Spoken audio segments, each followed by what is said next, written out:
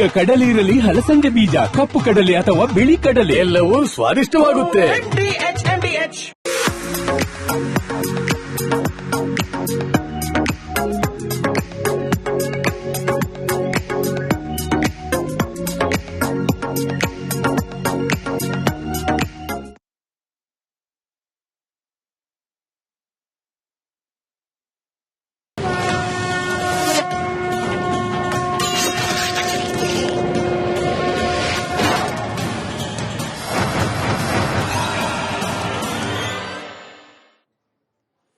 ಯಾವುದೇ ಕಾಂಪ್ರಮೈಸ್ ಇಲ್ಲದೆ republic Kannada 100% news ಕೊಡುತ್ತೆ. ಇದೇ ರೀತಿ ಓರಿಯಂಟ್ ಬೆಲ್ ಟೈಲ್ಸ್ ಕೂಡ 100ಕ್ಕೆ 100ರಷ್ಟು ಬಲಿಷ್ಠವಾಗಿವೆ. ನವ ಭಾರತಕ್ಕಾಗಿ ಹೊಸ ಆಯ್ಕೆ ಮುಖ್ಯ. ಇದೀಗ ಈ ಕ್ಷಣದ ಹೆಡ್ಲೈನ್ಸ್. ಧರ್ಮಸ್ಥಳ ಕ್ಷೇತ್ರದ ಪರ ಬಿಜೆಪಿ ಹೋರಾಟ. ಶಾಸಕ ಎಸ್ಆರ್ ವಿಶ್ವನಾಥ್ ಜಾಥಾಗೆ ಅದ್ದೂರಿ ಸ್ವಾಗತ. ಧರ್ಮ ಸಂಕಟದಲ್ಲಿ ಸಿಲುಕಿತ ಸರ್ಕಾರ. ದರ್ಶನ್ ಕೇಸ್ ಮೇಲೆ ಸರ್ಕಾರಕ್ಕೆ ವಿಶೇಷ ಆಸಕ್ತಿ. ರಾಜಾತಿಥ್ಯ ಫೋಟೋಗೆ ಇಲ್ಲ ಸಾಕ್ಷಿ. ಪವಿತ್ರ ಗೌಡ ಪರ ವಕೀಲ ಸಿಡಿಮಿಡಿ. ಮದುವೆಯಾಗುವುದಾಗಿ ನಂಬಿಸಿ ಅತ್ಯಾಚಾರ ಆರೋಪ. ಶಾಸಕ ಪ್ರಭು ಚೌಹಾಣ್ ಪುತ್ರನಿಗೆ ಸಂಕಷ್ಟ. ಸಿಎಂ ಸಿದ್ದರಾಮಯ್ಯಗೆ ಸಂತ್ರಸ್ತೆ ದೂರು.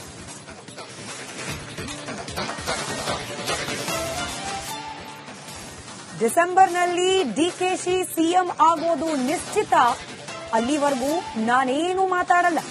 ಮತ್ತೊಂದು ಬಾಂಬ್ ಸಿಡಿಸಿದ ಶಾಸಕ ಶಿವಗಂಗಾ.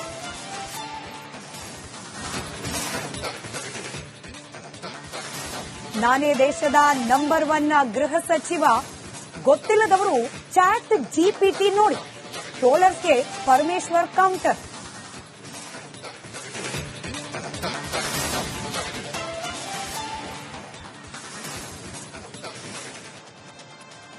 ನಮಸ್ಕಾರ, ಮಹಾಭಾರತ ಚರ್ಚಾ ಕಾರ್ಯಕ್ರಮಕ್ಕೆ ಸ್ವಾಗತ. ನಾನು ಸ್ಮಿತಾ ರಂಗನಾಥ್. ಧರ್ಮಸ್ಥಳ ಸದ್ಯಕ್ಕೆ ಉತ್ಖನನ ಪ್ರಕ್ರಿಯೆ ಕಳೆದ ಕೆಲ ದಿನಗಳಲ್ಲಿ ನಡೀತಾ ಇದ್ದಷ್ಟು ಚುರುಕಾಗಿ ನಡೀತಾ ಇಲ್ಲ. ಹಾಗಂತ ಎಸ್ಐಟಿ ತನಿಖೆ ಮುಗಿದು ಹೋಗಿಲ್ಲ.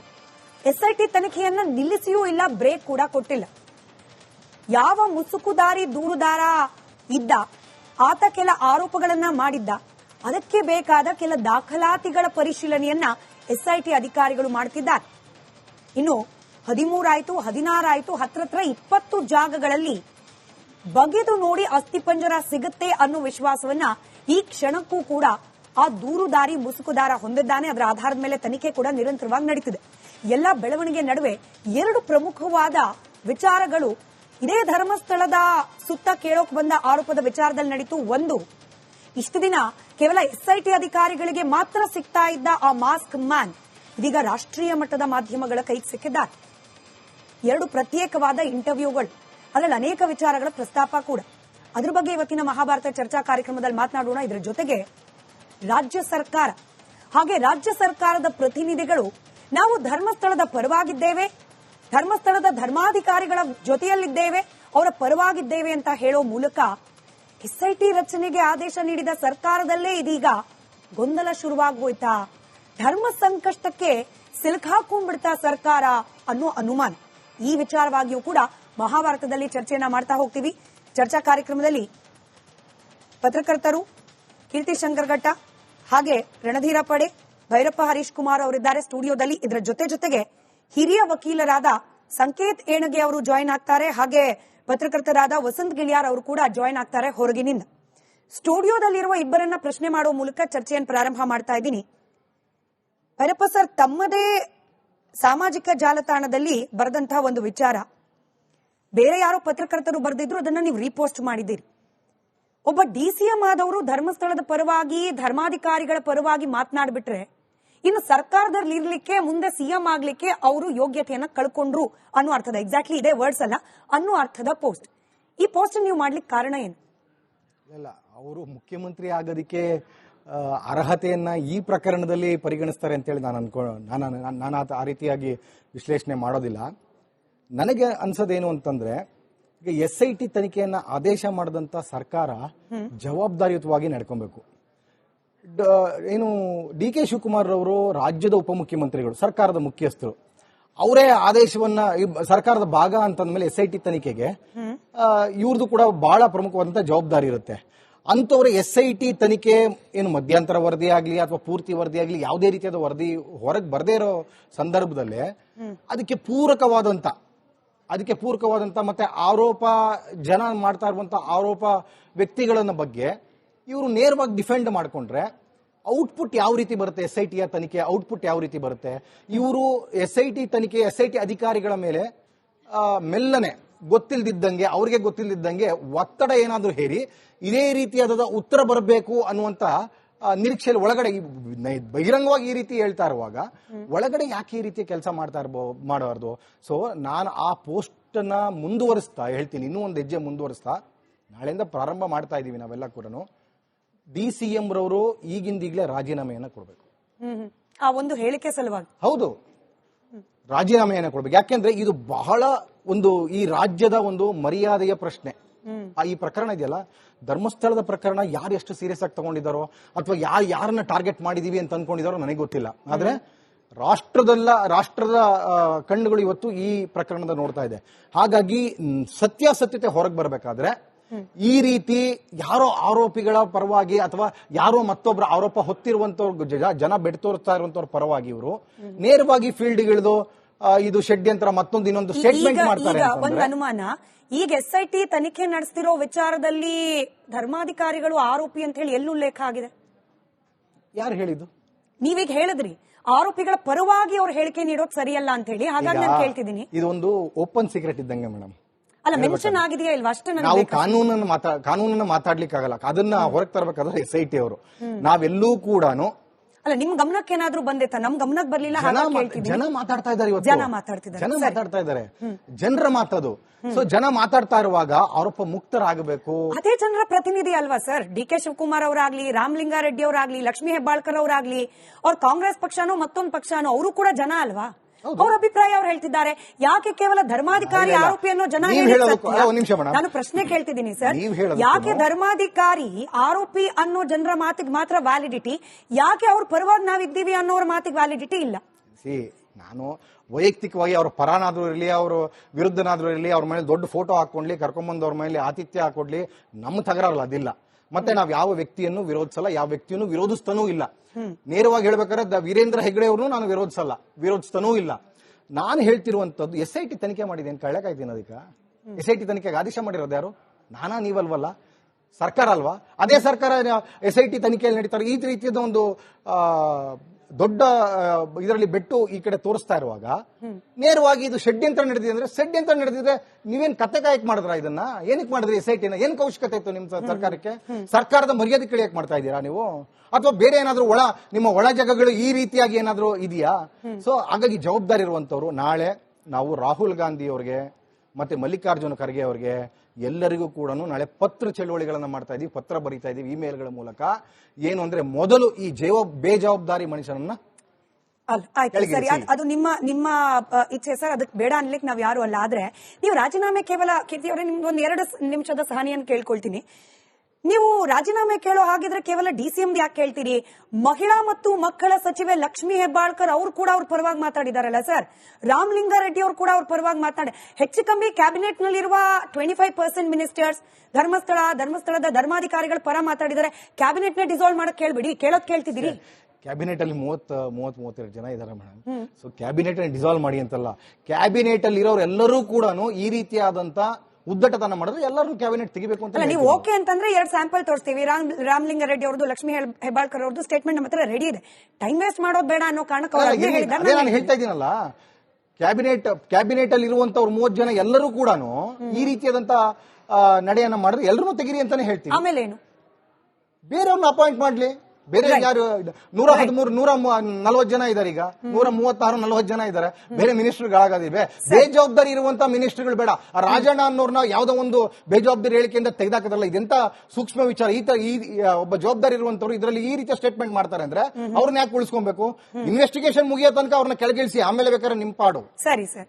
ಕೀರ್ತಿ ಅವರೇ, ಈಗ ಒಬ್ಬ ಗೃಹ ಸಚಿವರು, ಒಬ್ಬ ಪ್ರಭಾವಿ ಸಚಿವರು ರಾಮಲಿಂಗಾರೆಡ್ಡಿ ಅಂತವರು, ಮಹಿಳಾ ಮತ್ತು ಮಕ್ಕಳ ಕಲ್ಯಾಣ ಸಚಿವ ಅವ್ರು ಕೊಟ್ಟಿರೋ ಹೇಳಿಕೆ, DCM ಕೊಟ್ಟಿರೋ ಹೇಳಿಕೆ, ಇದೆಲ್ಲ ಗಮನಿಸಿ ಯಾರೆಲ್ಲ ಧರ್ಮಸ್ಥಳದ ವಿರುದ್ಧವಾಗಿ ಅಥವಾ ಧರ್ಮಾಧಿಕಾರಿಗಳ ವಿರುದ್ಧವಾಗಿ ಹೋರಾಟ ಮಾಡ್ತಿದ್ದಾರೆ ಅವ್ರಿಗೆ ಅನ್ಸಕ್ ಶುರುವಾಗಿದೆ ಸರ್ಕಾರ ಕೂಡ ಇದ್ರಲ್ಲಿ ಅಡ್ಜಸ್ಟ್ಮೆಂಟ್ ಮಾಡ್ಕೊಳ್ತಾ ಇದೆ, ಕಾಂಪ್ರಮೈಸ್ ಮಾಡ್ಕೊಳ್ತಿದೆ.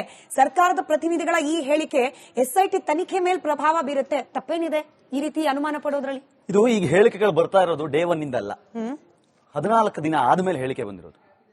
14 ದಿನ ಆದ್ಮೇಲೂ ಯಾವಾಗ ಮುಸುಕುದಾರಿ ಅಂತ ಕರ್ಸ್ಕೊಂಡು ನ್ಯಾಷನಲ್ ಮೀಡಿಯಾದಲ್ಲಿ ಕೂತ್ಕೊಂಡು ನನಗೆ ಏನೇನ್ ಸಿಕ್ತು ಏನೇನ್ ಸಿಕ್ಕಿಲ್ಲ ಅಂತ ಹೇಳಿದ್ಮೇಲೆ SIT ತನಿಖೆ ಯಾಕೆ ಅನ್ನೋ ಪ್ರಶ್ನೆ ಬರೋದಾದ್ರೆ, SIT ತನಿಖೆ ನಡಿಬೇಕಾದ್ರೆ ನ್ಯಾಷನಲ್ ಮೀಡಿಯಾದಲ್ಲಿ ಕೂತ್ಕೊಂಡು ಡೀಟೇಲ್ಸ್ ಕೊಡು ಅಂತ ಯಾರು ಹೇಳಿದ್ರು? SIT ತನಿಖೆ ಆಗ್ತಾ ಇದೆ, ಅವ್ರು ವರದಿ ಕೊಡ್ತಾರೆ, ನಿನ್ನನ್ನು ಕರ್ಕೊಂಬಂದ್ಯಾ, ನಿನ್ನನ್ನು ಸಾಕ್ಷಿ ಮಾಡ್ತಾರೋ, ನಿನ್ನನ್ನ ಕೋ ಅಕ್ಯೂಸ್ ಮಾಡ್ತಾರೋ, ಏನಾದ್ರು ಮಾಡ್ಲಿ, ನೀ ಇರ್ಬೇಕಾದ್ರೆ ಒಂದ್ ನ್ಯಾಷನಲ್ ಮೀಡಿಯಾದಲ್ಲಿ ಕೂತ್ಕೊಂಡು ನಂಗೆ ಇದ್ರಲ್ಲಿ ಇಷ್ಟು ಸಿಕ್ತು, ಇದ್ರಲ್ಲಿ ಇಷ್ಟು ಸಿಕ್ತು, ಇಲ್ಲಿ ಸಿಕ್ಕಿಲ್ಲ, ಯಾಕೆ ಮಾತಾಡ್ಬೇಕು? ಮಾತಾಡಿದ್ದಾಗಿದೆ, ಅದ್ರ ಮೇಲೆ ಮಾತಾಡ್ತಾ ಇರೋದು. ಈ 14 ದಿನಗಳದ್ದು ಏನೇನಾಗಿದೆ ಅನ್ನೋದ್ರ ಆಧಾರದ ಮೇಲೆನೆ ನೋಡಿ ಅವಕಾಶ ಕೊಟ್ರು. ಏನಕ್ಕೆ? ಏನ್ ಬೇಕಪ್ಪ? SIT ರಚನೆ ಆಗ್ಬೇಕು. ಯಾರು ಬೇಕಪ್ಪ? ಸರಿ ಆಯ್ತು, ಏನಾಗ್ಬೇಕು ಈಗ ನೆಕ್ಸ್ಟ್? ಅವ್ನು ಬರ್ತಾನೆ, ತೋರಿಸ್ತಾನೆ. ಓಕೆ, ತೋರ್ಸು. ಬುರುಡೆ ಆಲ್ರೆಡಿ ಹಿಡ್ಕೊಂಡ್ ಬಂದ್ಬಿಟ್ಟಿದ್ದಲ್ಲ ಒಂದು ಆಲ್ರೆಡಿ ಕೈಯಲ್ಲಿ. ಅದೇ ಕಾರಣಕ್ಕೆ ತಾನೆ ಆ ಬುರುಡೆ ಒಂದು ತಂದಿರ್ಲಿಲ್ಲ ಅಂತಂದ್ರೆ ಇಲ್ಲಿ ತನಕ ಬರ್ತಿರ್ಲಿಲ್ಲ. ಬುರುಡೆ ಕೈಯಲ್ಲಿ ಹಿಡ್ಕೊಂಡು ಬಂದ್ಮೇಲೆ ಸರಿಯಪ್ಪ, ಬುರುಡೆ ಆಲ್ರೆಡಿ ತಂದ್ಬಿಟ್ಟಿದ್ದಾನೆ ಈ ಮನುಷ್ಯ, ಹಾಗಾದ್ರೆ ಇವನ ಹತ್ರ ಇನ್ನೊಂದಿಷ್ಟು ಪಾಯಿಂಟ್ಗಳಿರ್ಬೋದು.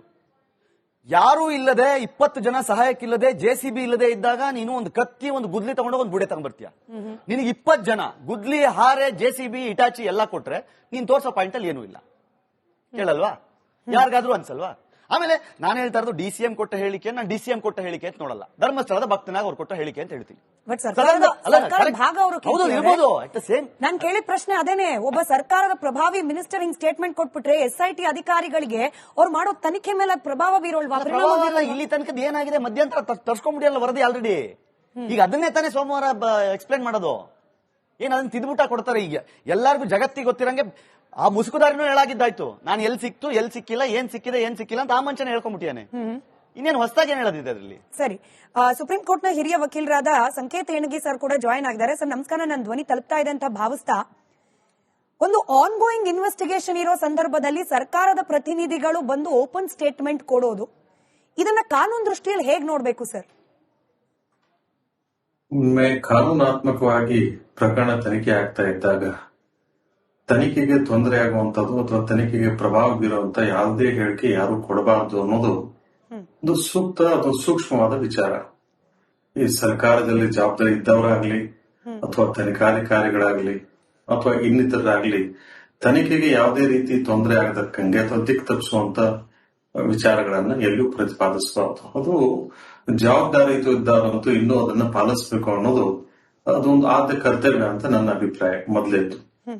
ಆ ರೀತಿ ವ್ಯತಿರಿಕ್ತವಾಗಿ ಹೇಳಿಕೆ ಕೊಡೋದು ಅಥವಾ ತನಿಖೆನೇ ಅವಶ್ಯಕತೆ ಇಲ್ಲ ಅನ್ನೋ ತರ ಹೇಳಿಕೆ ಕೊಡೋದಿದ್ರೆ ಅದ್ರ ಬದಲಾಗಿ ಸಾರ್ವಜನಿಕವಾಗಿ ಕ್ಷಮೆ ಕೇಳಬೇಕು. ಅವರು ಯಾರೇ ಹೇಳಿರಿ, ಇವರು ಅವರು ಅಂತ ಹೇಳ್ತಾ ಇಲ್ಲ, ತನಿಖೆ ಮಾಡ್ತಾ ಇರೋದೇ ತಪ್ಪು ಅನ್ನೋದಾಯ್ತು ಅಂತಂದ್ರೆ ತನಿಖೆಗೆ ಪೂರ್ವದಲ್ಲೇ ಅದು ಏನು ಅದರಲ್ಲಿ ತನಿಖೆಗೆ ಅವಶ್ಯಕತೆ ಇಲ್ಲ ಅನ್ನೋ ತರ ಅವರು ಆತರ ಅವರು ಅಭಿಪ್ರಾಯ ವ್ಯಕ್ತಪಡಿಸಿದ್ರೆ ಅಥವಾ ಅದು ಸರ್ಕಾರದ ಅಭಿಪ್ರಾಯನೂ ಆಗಿತ್ತು ಅಂತಂದ್ರೆ ತನಿಖೆ ಕೈಗೊಂಡಿದ್ದಕ್ಕೆ ಸಾರ್ವಜನಿಕವಾಗಿ ಅವರು ಕ್ಷಮೆ ಕೇಳಬೇಕಾಗ್ತದೆ. ಮತ್ತು ಈ ವಿಚಾರಗಳನ್ನ ಅಷ್ಟು ಬೇಜವಾಬ್ದಾರಿತವಾಗಿ ನಡೆದುಕೊಳ್ಳೋದಕ್ಕೆ ಬರೋದ್ರಿಂದ ಗಂಭೀರ ವಿಚಾರಗಳಿಗೆ ಸಂಬಂಧಪಟ್ಟಂಗೆ ನೋಡಿ 2-3 ಗಂಭೀರವಾದ ವಿಚಾರಗಳಿದಾವೆ. ಮಾಸ್ ಮರ್ಡರ್ ಅಂತ ಒಂದು ಹೇಳ್ತಾ ಇರೋದು, ಅವನ ಅಲಿಗೇಷನ್ಸ್ ಇರೋದು ಆತರ ಆಗಿದೆನೋ ಇಲ್ವೋ ಅನ್ನೋದು ತನಿಖೆ ಆದ ನಂತರನೇ ಗೊತ್ತಾಗುತ್ತೆ. ಮತ್ತೆ ಹೆಣಗಳನ್ನ ಬಚ್ಚಿಡಲಾಗಿತ್ತು ಅಥವಾ ಮುಚ್ಚಿಡಲಾಗಿತ್ತು ಅಥವಾ ಕಾನೂನಾತ್ಮಕವಾಗಿ ಯಾವುದೇ ಕ್ರಮ ಕೈಗೊಳ್ಳಾರದೆ ಅದನ್ನು ಹೂತಲಾಗಿತ್ತು ಅಂತ ಹೇಳ್ತಾರೆ. ಇವೆಲ್ಲ this is making out A cognisable offence. When A cognisable offence has been made out, information ಬಂದ ನಂತರ ಕಾನೂನಾತ್ಮಕವಾಗಿ FIR ರಿಜಿಸ್ಟರ್ ಆಗಿದೆ. ಆ ಹೇಳಿಕೆ ಪ್ರಕಾರ ತನಿಖೆ ಆಗ್ತಾ ಇದೆ, ಮಾಹಿತಿ ಪ್ರಕಾರ ತನಿಖೆ ಆಗ್ತಾ ಇರ್ತದೆ. ಆ ತನಿಖೆ ಆಧಾರದ ಮೇಲೆ ಅದರಲ್ಲಿ ಸತ್ಯಾಸತ್ಯತೆ ಕಂಡು ಬಂದಲ್ಲಿ ಅದರ ಬಗ್ಗೆ ಎಲ್ಲ ವರದಿ ಆಧಾರದ ಮೇಲೆ ಚಾರ್ಜ್ ಶೀಟ್ ಫೈಲ್ ಮಾಡಲಾಗ್ತದೆ. ಅಥವಾ ಅದರಲ್ಲಿ ಸುಳ್ಳು ಅಂಶ ಕಂಡು ಬಂದಲ್ಲಿ ಯಾರು ಫಿರ್ಯಾದಿ ಕೊಟ್ಟಿದ್ದಾರೋ ಅಥವಾ ಅವ್ರ ಮೇಲೆ ಕ್ರಮ ಕೈಗೊಳ್ಳಲಾಗ್ತದೆ. ಎಷ್ಟೋ ಪ್ರಕರಣದಲ್ಲಿ ಫಿರ್ಯಾದಿದಾರದ ಮೇಲೆನೆ ಸುಳ್ಳು ಪ್ರಕರಣ ದಾಖಲಿಸಿದ್ದಾರೆ ಅಂತ ಹೇಳ್ಬಿಟ್ಟು ಅಥವಾ ಅವರೇ ಅಕ್ಯೂಸ್ಡ್ ಇದ್ದಿರುವಂತ ಸಾಕಷ್ಟು ಉದಾಹರಣೆಗಳಿದಾವೆ. ಇದೆಲ್ಲ ಗೊತ್ತಾಗೋದು ತನಿಖೆ ಆದ ನಂತರ, ಅಂತಿಮ ವರದಿ ಬಂದ ನಂತರ. ಮತ್ತೆ ಇದನ್ನ ನಿರ್ಧಾರ ಮಾಡಬೇಕಾಗಿರೋದು ಒಂದ್ಸಲ ತನಿಖೆಗೆ ಕೈಗೊಂಡಾಗ FIR ತಗೊಂಡಾಗ ತನಿಖೆ ಹಂತದಲ್ಲಿದ್ದಾಗ ಇವರು ಗವರ್ಮೆಂಟ್ ಗೆ ರೆಸ್ಪಾನ್ಸಿಬಲ್ ಅಲ್ಲ. Investigation officer is responsible to the court, to the magistrate where the investigation has been ordered. ಇದು ಮೊದಲೇ ವಿಚಾರ. ಸೊ ಕೋರ್ಟ್ ತೀರ್ಮಾನ ತಗೊಳುತ್ತೆ ಇದನ್ನ ಅಂತಿಮ ವರದಿ ಯಾವ ತರ ಬರುತ್ತೆ, ಅಥವಾ ಬಿ ರಿಪೋರ್ಟ್ ಅಂತ ಬರುತ್ತಾ, ಅಥವಾ ಸಿ ರಿಪೋರ್ಟ್ ಅಂತ ಬರುತ್ತಾ, ಅಥವಾ ಚಾರ್ಜ್ ಶೀಟ್ ಅಂತ ಬರುತ್ತಾ, ಅದನ್ನ ಒಪ್ಬೇಕಾ ಬೇಡ ಅನ್ನೋದನ್ನ ಕೋರ್ಟ್ ನಿರ್ಧಾರ ಮಾಡುತ್ತೆ. ಒಂದ್ಸರಿಗೆ ಅದು ನ್ಯಾಯಾಲಯದ ಮೆಟ್ಲು ಏರಿದಾಗ, ನ್ಯಾಯಾಲಯದ ಆದೇಶಕ್ಕೆ ಅನುಗುಣವಾಗಿ ತನಿಖೆ ಆಗ್ತಾ ಇದ್ದಾಗ SIT ರಚನೆ ಕೋರ್ಟ್ ಮಾಡಿರ್ಬೋದು, ಅದು SIT ರಚನೆ ಸರ್ಕಾರ ಮಾಡಿರ್ಬೋದು. ಆದ್ರೆ SIT ಸಲ್ಲಿಸಬೇಕಾಗಿರೋ ವರದಿ ಸರ್ಕಾರಕ್ಕಲ್ಲ, ಅದು ಕೋರ್ಟ್ಗೆ. ಹಾಗಿದ್ದಾಗ SIT ಇನ್ವೆಸ್ಟಿಗೇಷನ್ ಮಾಡಿ ಕೋರ್ಟ್ಗೆ ವರದಿ ಸಲ್ಲಿಸ್ತಾ ಇದ್ದಾಗ the matter is sub ಜುಡಿಸ್.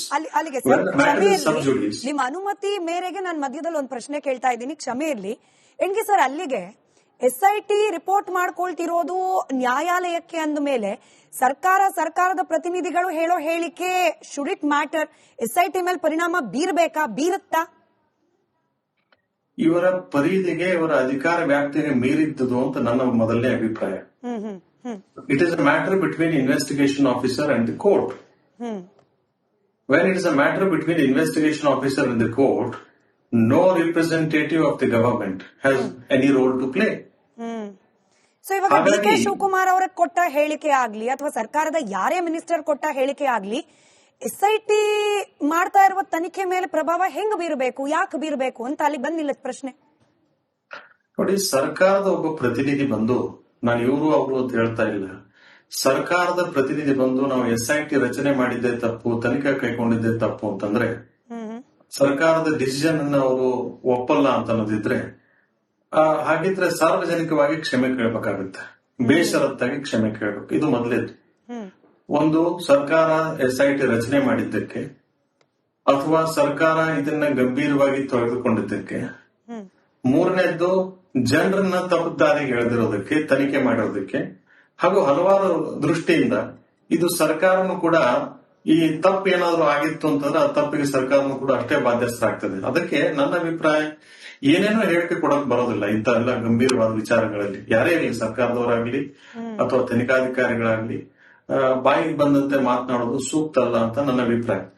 But ಇದ್ರಲ್ಲಿ ಇನ್ವೆಸ್ಟಿಗೇಷನ್ ಮೇಲೆ ಯಾವ ರೀತಿ ಪರಿಣಾಮ ಬೀರುತ್ತೆ ಅಂತಂದ್ರೆ, ಒಬ್ಬ ಸರ್ಕಾರದ ವಿಚಾರ ಅಥವಾ ಸರ್ಕಾರದ ವಿಚಾರದ ಲಹರಿ ಅಥವಾ ಸರ್ಕಾರದ ಯಾವ ರೀತಿ ಅದನ್ನ ನಡೆದುಕೊಳ್ಬೇಕಂತದೆ ಈ ತನಿಖಾ ಹಂತದಲ್ಲಿ, ತನಿಖೆಗೆ ಸಂಬಂಧಪಟ್ಟಂಗೆ ಅನ್ನೋದನ್ನ ಅದು ಪ್ರತಿಫಲಿಸ್ತದೆ. It is only reflecting the mind of the government in a serious matter where the investigation is going on. So ನನ್ನ ಅನಿಸಿಕೆ ಇದು, this is not a mature statement. I would say it is a premature and not even a mature thinking or thought process by anyone who has made a statement in this regard ಅಂತ ನನ್ನ ಅಭಿಪ್ರಾಯ. Right sir. Giliyar ಅವರೇ, ಕಾನೂನಾತ್ಮಕವಾಗಿ ಈ ರೀತಿಯಾಗಿ ಸರ್ಕಾರದ ಪ್ರತಿನಿಧಿಗಳು ಹೇಳಿಕೆ ನೀಡಬಾರ್ದಾಗಿತ್ತು, ನೀಡಿದ್ ಸರಿಯಲ್ಲ. ಆದ್ರೆ ಪಬ್ಲಿಕ್ ಒಪಿನಿಯನ್ ಅನ್ನೋದು ಹೆಂಗ್ ಕ್ರಿಯೇಟ್ ಆಗತ್ ನೋಡಿ. ಷಡ್ಯಂತರ ಅಂದ್ಬಿಟ್ರು DK ಶಿವಕುಮಾರ್ ಅವರು. DK ಶಿವಕುಮಾರ್ ಅವರು ಯಾರು? ತಮ್ಮನ್ನ ತಾವು ಪ್ರೌಡ್ ಕಾಂಗ್ರೆಸ್ ಮ್ಯಾನ್ ಅಂತ ಕರ್ಕೊಳ್ಳೋರು. ಅಂದ್ರೆ ಕಾಂಗ್ರೆಸ್ ಸರ್ಕಾರದಲ್ಲಿರ್ತಕ್ಕಂತ ಜನಪ್ರತಿನಿಧಿಗಳೇನೆ ಧರ್ಮಸ್ಥಳದ ವಿಚಾರದಲ್ಲಿ ಷಡ್ಯಂತರ ಅಂತ ಮಾತನಾಡ್ಬಿಟ್ರು ಅಂದ್ರೆ ಪಬ್ಲಿಕ್ ಒಪಿನಿಯನ್ ಹೆಂಗ್ ಕ್ರಿಯೇಟ್ ಆಗುತ್ತೆ? ಅಂದ್ರೆ ನಿಮ್ಮ ವಾದಕ್ಕೆ ಒಂದಷ್ಟು ಬಲ ಸಿಕ್ಬಿಡ್ತಾ? ಇದನ್ನ ನೀವು ಹೀಗೆ ಅಬ್ಸರ್ವ್ ಮಾಡ್ತಿದ್ದೀರಾ? ಈಗ ಷಡ್ಯಂತ್ರ ಮಾಡಿದಂತ 1% ಜನ ಬಿಟ್ಟು 99% ಜನ ಇದೊಂದು ದೊಡ್ಡ ಷಡ್ಯಂತ್ರ ಅಂತ ಮಾತಾಡ್ತಿದ್ದಾರೆ. ಡೇ 1 ಎಲ್ಲಾದ್ರೂ DK ಶಿವಕುಮಾರ್ ಅವರು ಇದೊಂದು ಷಡ್ಯಂತ್ರ ಅಂದಿದ್ರೆ, ನಿಮ್ಗೆ RV ದೇಶಪಾಂಡೆ ಅವರು ಅಥವಾ ಯಾರೋ ಷಡ್ಯಂತ್ರ ಅಂತ ಹೇಳಿದ್ರೆ ಅದನ್ನ ನಾವು ಅದ್ರ ಬಗ್ಗೆ ಒಂದು ಅಪವಾದ ಹಾಕಬಹುದಿತ್ತು. ಇದು ಎಲ್ಲ ಹತ್ತದ ತನಿಖೆ 20-21 ಗುಂಡಿ ಅಗೆದು ಬಿಟ್ಟಿದ್ದಾರೆ. ಏನೂ ಸಿಗ್ತಾ ಇಲ್ಲ. ಸಿಕ್ಕಿದೆ, ಮಣ್ಣು ಸಿಕ್ಕಿದೆ ಎಲ್ಲ ಕಡೆ, ಅಷ್ಟು ಬಿಟ್ಟರೆ ಸಿಕ್ಕಿಲ್ಲ. ಇದು ಏನು ಇಂಟರ್ನಲ್ಲಿ ಪ್ರತಿದಿನ ಗುಪ್ತಚರ ಇಲಾಖೆಯಿಂದ ಬೇರೆ ಬೇರೆ ಇಲಾಖೆಯಿಂದ ಮಾಹಿತಿಗಳನ್ನು ಕೂಡ ತಗೊಳ್ತಾ ಇದ್ದಾರೆ. ಜನ ಮಾತಾಡ್ತಾ ಇದ್ದಾರೆ. ಸೋಷಿಯಲ್ ಮೀಡಿಯಾಗಳಲ್ಲಿ ಇವರು ಸಾಕಿದಂತ ಯೂಟ್ಯೂಬರ್ಸ್ಗಳು ಹೇಳುವಂತ ಮಾತಿಗೂ ಅಧಿಕಾರಿಗಳು ಹೇಳ್ತಾ ಇರೋದಕ್ಕೂ ತಾಳೆ ಆಗ್ತಾ ಇಲ್ಲ. ಮೇನ್ ಸ್ಟ್ರೀಮ್ ಮೀಡಿಯಾದಲ್ಲಿ ಬರೋದಕ್ಕೂ ಯೂಟ್ಯೂಬ್ ನಲ್ಲಿ ಬರೋದಕ್ಕೂ ತಾಳೆ ಆಗ್ತಾ ಇಲ್ಲ. ಏನ್ DK ಶಿವಕುಮಾರ್ ಆಗ್ಲಿ ನರೇಂದ್ರ ಮೋದಿ ಅವರಾಗ್ಲಿ ಮನುಷ್ಯರು ತಾನೆ, ಅವ್ರಿಗೆ ಅರ್ಥ ಆಗತ್ತೆ, ಸಾಮಾನ್ಯ ಜ್ಞಾನ ಇದೆ ಅವರಿಗೆಲ್ಲ. ಜನರ ಏನು ಭಾವನೆಗಳನ್ನ ಗ್ರಹಿಸಿ ಇದ್ರಲ್ಲಿ ಏನು ಉರುಳಿಲ್ಲ ಅನ್ನೋದು ಎಲ್ರಿಗೂ ಅರ್ಥ ಆಗಿದೆ. ಈಗ ನಮ್ಮಲ್ಲಿ ಸಾಧಾರಣ ಕೂಲಿ ಕೆಲಸಕ್ಕೆ ಹೋಗೋರಿಗೆ ಅರ್ಥ ಆಗ್ಬಿಟ್ಟಿದೆ. ಇನ್ನು ಉಪಮುಖ್ಯಮಂತ್ರಿ DK ಶಿವಕುಮಾರಿಗೆ ಅರ್ಥ ಆಗಲ್ವಾ? ಅವ್ರ ಅಭಿಪ್ರಾಯವನ್ನ ಮೀಡಿಯಾದ ಮುಂದೆ ಹೇಳ್ಕೊಂಡಿದ್ದಾರೆ. ಇದು ಷಡ್ಯಂತ್ರ ಮಾಡಿದವರು ಮಾತ್ರ ಇನ್ನೇನಾದ್ರೂ ಹೊಸದು. ಇವತ್ತು ಅವನು ತಂಗಪ್ಪನ್ ಅಂತೇಳಿ ಒಬ್ಬ ಇನ್ನೇನೋ ತಗೊಂಡು ಬಂದಿದ್ದಾನೆ. ಮೊನ್ನೆ 2 ದಿನದ ಹಿಂದೆ ಬಂಟ್ವಾಳದ ಯಾವುದೋ ಒಂದು ಹುಡುಗಿ ನಾಪತ್ತೆ ಆದ್ಲು ಧರ್ಮಸ್ಥಳದಲ್ಲಿ ಅಂತ ಹೇಳಿ ತಂದ್ರು. ಅದನ್ನು ಸ್ಟಡಿ ಮಾಡಿ ನೋಡಿದ್ರೆ ಆ ಹುಡುಗಿ ಬೆಂಗಳೂರಿಗೆ ಓಡೋಗಿದ್ಲು. ಅವಳು ಹುಡ್ಕೊಂಡು ಮತ್ ಪುನಃ ಮನೆ ಕರ್ಕೊಂಡು ಬರ್ತಾರೆ, ಆಮೇಲೆ ಪುನಃ ಓಡ್ ಹೋಗ್ತಾಳೆ. ಈಗ ಆ ಹುಡುಗಿ ಧರ್ಮಸ್ಥಳಕ್ಕೆ ಹೋಗ್ತೀನಿ ಅಂತ ಹೇಳಿ ಹೋಗಿದ್ದಾಳೆ ಅಂತೇಳಿ ಮತ್ತೊಂದು ಸುಳ್ಳು ಕತೆ ಹೇಳಿದ್ದಾರೆ. ಇದು ಯಾವಾಗ ಹಿಂಗಾಗತ್ತೆ ಅಂತ ಹೇಳಿದ್ರೆ ಮೇಡಮ್, ಇವರು ಕೊಡುವಂತ ಎಲ್ಲಾ ಏನು ಸಾಕ್ಷಿ ಅಂತ ಹೇಳಿ ತಗೊಂಡ್ಬಂದು ಕೊಡ್ತಾ ಇದಾರಲ್ಲ, ಸುಜಾತ ಭಟ್ ಇರ್ಬೋದು, ಅವರ ಅನನ್ಯ ಭಟ್ ಮಗಳ ಕತೆ ಇರ್ಬೋದು, ಇವೆಲ್ಲವೂ ಕೂಡ ಸಾಲು ಸಾಲು ಸುಳ್ಳುಗಳು ಮತ್ತೆ ಅವರಿಗೆ ಆಗಿರುವಂತದ್ದು ಸರಣಿ ಸೋಲುಗಳು. ಹಂಗಾಗಿ ಯಾರು ಬೇಕಾದ್ರೂ ಪ್ರೆಡಿಕ್ಟ್ ಮಾಡಬಹುದು ಇದೊಂದು ದುಷ್ಟ ಸಂಚು, ಇದೊಂದು ಷಡ್ಯಂತ್ರ ಅಂತ ಹೇಳಿ. ಯಾವುದೇ ರಾಜಕೀಯ ಪಕ್ಷ ಇನ್ನೊಂದು ಸುಳ್ಳು ಸತ್ಯ SIT ತನಿಖೆ ಆಗ್ತಾ ಇದೆ, ಅದಾದ್ಮೇಲೆ ಗೊತ್ತಾಗುತ್ತೆ. You can express your opinion. ಹಾಗಂತ ಅದನ್ನ ಸುಳ್ಳು ಅಂತ ಹೇಳಿ ನೀವು ಡಿಕ್ಲೇರ್ ಮಾಡಿದ್ರೆ ನಾನು ಅದನ್ನ ಕೇಳಿಸ್ಕೊಂಡು ಹೌದು ಅಂತ ಸುಮ್ಮನಿರ್ಲಿಕ್ಕೆ ಸಾಧ್ಯ ಇಲ್ಲ. ನೋಡಿ, SIT ತನಿಖೆಯನ್ನ ಡೇ 1 ನಿಂದಲೂ ಕೂಡ ನಾವು ಸ್ವಾಗತಿಸಿದ್ದೀವಿ. ನಾನೇ ಖುದ್ದಾಗಿ ಸಿದ್ದರಾಮಯ್ಯ ಅವರಿಗೆ ಬಹಿರಂಗ ಪತ್ರ ಅಂತ ಹೇಳಿ ಸೋಷಿಯಲ್ ಮೀಡಿಯಾದಲ್ಲಿ ಬರೆದಿರೋ ಇನ್ನೂ ಅಲ್ಲಿ ಒಂದು ಚಿಕ್ಕ ಪಾಸು, ಗಿಳಿಯಾರ್ ಅವರೇ ಒಂದು ಚಿಕ್ಕ ಪಾಸು. ಕೀರ್ತಿ ಅವರೇ, ನಿಮಗೇನಾದ್ರೂ ಆಕ್ಷೇಪ ಇದೆಯಾ SIT ತನಿಖೆ ಮಾಡ್ತಾ ಇರೋದು, SIT ರಚನೆ? ಇಲ್ಲ, ನಾನು ಈ ಪ್ರಶ್ನೆ ಯಾಕೆ ನಿಮ್ಮಿಬ್ಬರನ್ನ ಸ್ಪೆಸಿಫಿಕ್ ಕೇಳಿದೆ ಅಂತಂದ್ರೆ, 6 ದಿನಗಳ ಹಿಂದೆ ಭೈರಪ್ಪ ಸರ್ ತಾವೇ ಮಾಡಿರುವ ಮತ್ತೊಂದು ಸಾಮಾಜಿಕ ಜಾಲತಾಣದ ಪೋಸ್ಟ್, ವೀರೇಂದ್ರ ಹೆಗಡೆ ಅವರು ತಪ್ಪೇ ಮಾಡಿಲ್ಲ ಅಂತ ಹೇಳದ ಮೇಲೆ SIT ತನಿಖೆಯನ್ನ ಅವರ ಪೇಯ್ಡ್ ಬೆಂಬಲಿಗರ ಮೂಲಕ ವಿರೋಧ ಮಾಡ್ತಿರೋದು ಯಾಕೆ? ಇಲ್ಲಿ ನಿಮ್ಮ ಪ್ರಕಾರ ಪೇಯ್ಡ್ ಬೆಂಬಲಿಗರು ಯಾರು? ಅವರು ವೀರೇಂದ್ರ ಹೆಗಡೆ ಅವರಿಂದಲೇ ಪೇಮೆಂಟ್ ಪಡೆದಿದ್ದಾರೆ ಅಂತ ಹೇಳಿ ನಿಮಗೆ ಯಾರು ನಿಖರವಾದ ಮಾಹಿತಿ ಕೊಟ್ಟಿದ್ದು? ಹಾಗೆ ಅದನ್ನು ವಿರೋಧ ಮಾಡಬೇಕು ಅಂತ ಹೇಳಿ ವೀರೇಂದ್ರ ಹೆಗಡೆ ಅವರು ಇವರಿಗೆ ಹೇಳಿದ್ದಾರೆ ಅಂತ ನಿಮಗೆ ಹೇಗೆ ಗೊತ್ತಾಯ್ತು? ನೋಡಿ, ಈಗ ಇಂಥವರೇ ಹೇಳಿದ್ದಾರೆ ಸ್ಪೆಸಿಫಿಕ್ ಆಗಿ ಅಂತ ಹೇಳಿ ಎಲ್ಲರೂ ಕೂಡ ಹೇಳಲಿಕ್ಕಾಗಲ್ಲ. ಆದ್ರೆ ಹೊರಗಡೆ ಇವರು ಪರವಾಗಿ ಇವರು ಮಾಡಿಲ್ಲ ಅಂತ ಹೇಳಿ ಇವ್ರು ವಕಾಲತ್ ಹಾಕ್ತಾ ಇದಾರಲ್ಲ, ಅಂತವ್ರನ್ನ ಇಂಥವ್ರೇ ಪೇಯ್ಡ್ ಜನ ಅಂತ ಹೇಳಿ ನಿರ್ಧರಿಸಬಹುದು. ಮತ್ತೆ ಇತ್ತೀಚೆಗೆ ಆ ಯೂಟ್ಯೂಬ್ ಚಾನೆಲ್ ಅವ್ರನ್ನ ರಸ್ತೆಯಲ್ಲಿ ಗೂಂಡಾಗಳ ತರದಲ್ಲಿ ಅಧಿಕೃತ ಏನು ಶ್ರೀ ಕ್ಷೇತ್ರದಲ್ಲಿ ಕೆಲಸ ಮಾಡುವಂತ ವ್ಯಕ್ತಿಗಳೇ ಬಂದು ನಿಂತ್ಕೊಂಡು ಹಲ್ಲೆ ಮಾಡಿಸಿದ್ರಲ್ಲ, ಹಲ್ಲೆ ಮಾಡುವಾಗ ಪಂಚೆ ಕಟ್ಕೊಂಡು ನಿಂತ್ಕೊಂಡಿದ್ರಲ್ಲ. ಸೊ ಇಂಥವರೆಲ್ಲ ಬಂದಾಗ ಏನಂತ ತಿಳ್ಕೊಬೇಕು? ಏನ್ ವೀರೇಂದ್ರ ಹೆಗಡೆ ಬೆಂಬಲಿಗರು ಏನಕ್ಕೆ ಬರ್ಬೇಕು ಅಲ್ಲಿಗೆ? ಅವಶ್ಯಕತೆ ಈ ಜೈನ ಮುನಿಗಳಿಗೆ ಕನ್ನಡ ಬೋರ್ಡ್ ಹಾಕಿಲ್ಲ ಅಂತೇಳಿ ಹಿಂದಿ ಬೋರ್ಡ್ ಹಾಕಿಲ್ಲ ಅಂತೇಳಿ ಹೊಡೆದ ಭೈರಪ್ಪ ಹರೀಶ್ ಕುಮಾರ್ ಅವರು ಇದನ್ನ ಹೇಳೋದು ಹಾಸ್ಯಾಸ್ಪದವಾಗಿದೆ. ಹರೀಶ್ ಕುಮಾರ್ ಅವರೇ, ಒಂದೇ ನಿಮಿಷ ಹರೀಶ್ ಸರ್, ಒಂದ್ ನಿಮಿಷ ಹರೀಶ್ ಸರ್, ಒಂದ್ ನಿಮಿಷ. ಅಲ್ಲ, ನೀವು ಹೇಳಿದ್ರಲ್ಲ ಯಾವ್ದೋ ಕನ್ನಡ ಬೋರ್ಡ್ ಕಿತ್ತಿರೋದು, ಅಲ್ಲಿ ಬೇರೆ ಏನಿಲ್ಲ. ಅದು ನನಗೆ ಹೆಮ್ಮೆ ಇದೆ, ಕನ್ನಡ ಬೋರ್ಡ್ ಕಿತ್ತಿರೋದು. ಕನ್ನಡ ಬೋರ್ಡ್ ಕಿತ್ತಿರೋದು ಜೈನ ಮಂದಿರಾದ್ರೂ ಅಷ್ಟೇ, ಅಥವಾ ಹಿಂದೂ ದೇವಾಲಯದೂ ಅಷ್ಟೇ, ಅಥವಾ ಮುಸಲ್ಮಾನ ದೇವಾಲಯ ಆದ್ರೂ ಅಷ್ಟೇ. ಸಮರ್ಥನೆಯನ್ನ ಮಾಡ್ಕೊಂತೀನಿ, ಸರಿ ಅಂತಾನೆ ಹೇಳ್ತೀನಿ. ಅಲ್ರಿ ಹರೀಶ್ ಕುಮಾರ್ ಅವರೇ, ಯೂಟ್ಯೂಬರ್ ಅವರಿಗೆ ಯಾಕೆ ಹೊಡೆದ್ರು ಹೇಳ್ತೀನಿ, ಒಂದ್ ಸ್ವಲ್ಪ ಕೇಳಿಸ್ಕೊಳ್ಳಿ. ಯೂಟ್ಯೂಬರ್ ನೋಡಿ, ಯೂಟ್ಯೂಬರ್ಗೆ ಯಾಕೆ ಹೊಡೆದ್ರು, ಯಾರು ಹೊಡೆದ್ರು? ಅಲ್ಲಿನ ರಿಕ್ಷಾ ಚಾಲಕರು ಹೊಡೆದ್ರು, ರಿಕ್ಷಾ ಚಾಲಕರು ಹೊಡೆದ್ರು. ಈ ಯೂಟ್ಯೂಬರ್ ಟಿ ನಂಬರ್ ಅಂತ ಹೇಳಿದ್ರೆ ದರೋಡೆಕೋರರು, ಡಿ ನಂಬರ್ ರಿಕ್ಷಾ ಚಾಲಕರು ರೇಪಿಸ್ಟ್ಗಳು ಅಂತ ಹೇಳಿದಾಗ ನಿಮ್ಮನ್ನ ಭೈರಪ್ಪ ಹರೀಶ್ ಕುಮಾರ್ ಅಂತ ಹೇಳಿದ್ರೆ ರೇಪಿಸ್ಟ್ ಅಂತ ಹೇಳಿದ್ರೆ ನೀವು ಯಾರಿಗಾದ್ರೂ ಹೊಡೆಯಲ್ವಾ, ಕೇಳಲ್ವಾ? ಹಂಗವ್ರು ಹೊಡೆದಿದ್ದಾರೆ. ಧರ್ಮಸ್ಥಳದ ಜನ ಅಂತ ಯಾಕೆ ಹೇಳ್ತೀರಿ? ಆಟೋ ಡ್ರೈವರ್ಸ್ ಹೊಡೆದಿರುವಂತದ್ದು ಮೊನ್ನೆ ಏನು ನಮ್ಮನ್ನ ದರೋಡೆಕೋರ ಅಂತೀಯ, ರೇಪಿಸ್ಟ್ ಅಂತೀಯ ಅಂತ ಹೇಳಿ ಬಾರಿಸಿದ್ದಾರೆ. ಅದ್ರಲ್ಲಿ ಏನ್ ತಪ್ಪಿದೆ? ನಿಮ್ಮನ್ನ ಯಾರು ರೇಪಿಸ್ಟ್ ಅಂದ್ರೆ, ನಿಮ್ಮನ್ನ ದರೋಡೆಕೋರ ಅಂತ ಹೇಳಿದ್ರೆ ಭೈರಪ್ಪರೇ ನಿಮ್ಗೆ ಸಿಟ್ಟು ಬರಲ್ವಾ? ಹರೀಶ್ ಕುಮಾರ್ ಆಯ್ತು ವಸಂತ್ ಅವ್ರೆ, ಈಗ ಆಟೋ ಡ್ರೈವರ್ಗಳು ಹೊಡೆದಿದ್ದಾರೆ, ಅಲ್ಲಿ ಸ್ಥಳೀಯರು ಹೊಡೆದಿದ್ದಾರೆ, ಸರಿ ಒಪ್ಕೊಳ್ಳೋಣ. ಆ ಸ್ಥಳೀಯರ ಜೊತೆ ಆಟೋ ಡ್ರೈವರ್ಗಳ ಜೊತೆ ಕ್ಷೇತ್ರದ ಎಂಪ್ಲಾಯೀಸ್ ಗಳು ಯಾಕೆ ಬಂದ್ ನಿಂತಿದ್ರು? ನಾನು ಅದನ್ನ ಕೇಳ್ತಾ ಇದ್ದೀನಿ. ಹೊಡೆದಿದ್ದಾರೆ. ಇಲ್ಲಿ ಕೇಳಿ ಹೇಳ್ತೀನಿ. ಈಗ ಧರ್ಮಸ್ಥಳದ ಮಂಜುನಾಥ ಸ್ವಾಮಿಯ ಫೋಟೋವನ್ನ ಬ್ಯಾಕ್ ಗ್ರೌಂಡ್ ಗೆ ಹಾಕೊಂಡು ಅವರ ಫೋಟೋವನ್ನ ಬ್ಲರ್ ಮಾಡಿ ಥೂ ಅಂತ ಹೇಳಿ ಕಾಮಂದ ಅಂತ ಹೇಳಿ ಕರೆದಾಗ ಅವರ ಅನ್ನ ಊಟ ಮಾಡುವಂತ ಕೆಲವು ಕಾರ್ಮಿಕರಿಗೆ, ಕೆಲಸಗಾರರಿಗೆ ಸಿಟ್ಟು ಬರಲ್ವ? ಅವ್ರು ಮನುಷ್ಯರಲ್ವಾ? ಅವರಿಗೆ ಊಟ ಕೊಡುವಂತ ದನಿಗಳವರು. ತೂ ಅಂತ ಹೇಳಿ ನಿಮ್ಮ ಯಜಮಾನರಿಗೆ ನಾವು ಹೋಗಿದ್ರೆ ನಿಮಗೆ ಸಿಟ್ಟು ಕೆರಳಲ್ವಾ ಹರೀಶ್ ಕುಮಾರ್ ಅವರೇ? ಅದ್ರ ಜೊತೆಗೆ ಮತ್ತೊಂದು ಪ್ರಶ್ನೆ, ಈಗ ಅವರು ಹೊಡೆದಿದ್ದು ಅಲ್ಲಿನ ಯೂಟ್ಯೂಬರ್ಸ್ ಗಳಿಗೆ SIT ವಿರೋಧ ಮಾಡ್ದಂಗೆ ಹೆಂಗಾಯ್ತು? ನೀವು ನಿಮ್ ಪೋಸ್ಟ್ ಅಲ್ಲಿ ಬರ್ದಿರೋದು SIT ತನಿಖೆಯನ್ನ, ಒಂದೇ ನಿಮಿಷ ಗಿಳಿಯಾರವ್ರೆ, SIT ತನಿಖೆಯನ್ನ ಅವರ ಪೇಯ್ಡ್ ಬೆಂಬಲಿಗರ ಮೂಲಕ ವಿರೋಧ ಮಾಡ್ತಿರೋದು ಯಾಕೆ? ಇದು ಯಾಕೆ ಬರ್ದ್ರಿ ಅಂತ? ಅಲ್ಲ, ಸಾಕಷ್ಟು ಜನ ಇವಾಗ ಈಗ ನೋಡಿ, ಅದನ್ನ ಡೈರೆಕ್ಟ್ ಆಗಿ ನೇರವಾಗಿ ಹೇಳ್ತಿಲ್ಲ. ಅಲ್ಲಿ ಏನೂ ಸಿಕ್ಲಿಲ್ಲ. ಈ ಕೆಲವ್ರ ವಾದ ಏನಿದೆ, ಅಲ್ಲಿ ಏನೂ ಸಿಕ್ಲಿಲ್ಲ, ಯಾಕೆ ಮಾಡ್ಬೇಕಾಗಿತ್ತು? ಅಂದ್ರೆ ಏನು ಅಂತಂದ್ರೆ ಅವ್ರ ಉದ್ದೇಶ ಏನು ಅಂದ್ರೆ ಅದ್ರ ಹಿಂದಿನ ಉದ್ದೇಶವೇ ಇದು. ಅದು ಡೈರೆಕ್ಟ್ ಆಗಿ ಹೇಳಲ್ಲ, ಇಂಡೈರೆಕ್ಟ್ ಆಗಿ ಹೇಳ್ತಾರೆ. ನೇರವಾಗಿ ಹೇಳಿದೀನಿ. ದಿನ ಸಾಯಂಕಾಲ ಇಲ್ಲಿ 8 ಸಿಕ್ತು, ಇಲ್ಲಿ 10 ಸಿಕ್ತು, ಅದು ಅದೇ ಸಿಕ್ಕಿಲ್ಲ ಅಂತ ಯಾರು ಹೇಳಿದ್ರು? ಸಿಕ್ಕಿಲ್ಲ ಅಂತ ಮುಂಚೆ ನಿಮ್ ಮುಂಚೆ ಸಿಕ್ಕಿಲ್ಲ ಅಲ್ಲ, SIT ಬರುತ್ತೆ ಕಾಯ್ದೆ. ನೋಡಿ ನಾವು ಸಿಕ್ಕಿಲ್ಲ ಅಂತ ಹೇಳಲ್ಲ, ನಾವೇನಂದ್ವಿ ಕಾಯ್ರಿ, ನಾನೇ ಹೋಗಿ ಬೆಳತಂಗಡಿಯಲ್ಲಿ ನಮಗೂ ಮೂಲಗಳಿಂದ ಮಾಹಿತಿ ಕೊಡಿ ಅಂತ ಕಂಪ್ಲೇಂಟ್ ಕೊಟ್ಟು ಬಂದೆ SITಗೆ. ನಮಗೂ ಯಾಕಂದ್ರೆ ಸಿಕ್ಕಿದ್ದಾರೆ SIT ಮೂಲಗಳ ಮಾಹಿತಿ ಪ್ರಕಾರ 6 ಸಿಕ್ಕಿದೆ, 7 ಸಿಕ್ಕಿದೆ, 10 ಸಿಕ್ಕಿದೆ. ನನ್ಗೆ ಹೇಳಿಲ್ಲ, ನಾನು ಹೇಳಿಲ್ವಲ್ಲ ಅಂತ ಇವನು ಮುಸುಕುದಾರಿ ಹೇಳಿದ್ಮೇಲೆ ನಾನು ಹೇಳ್ತಾ ಇರೋದು.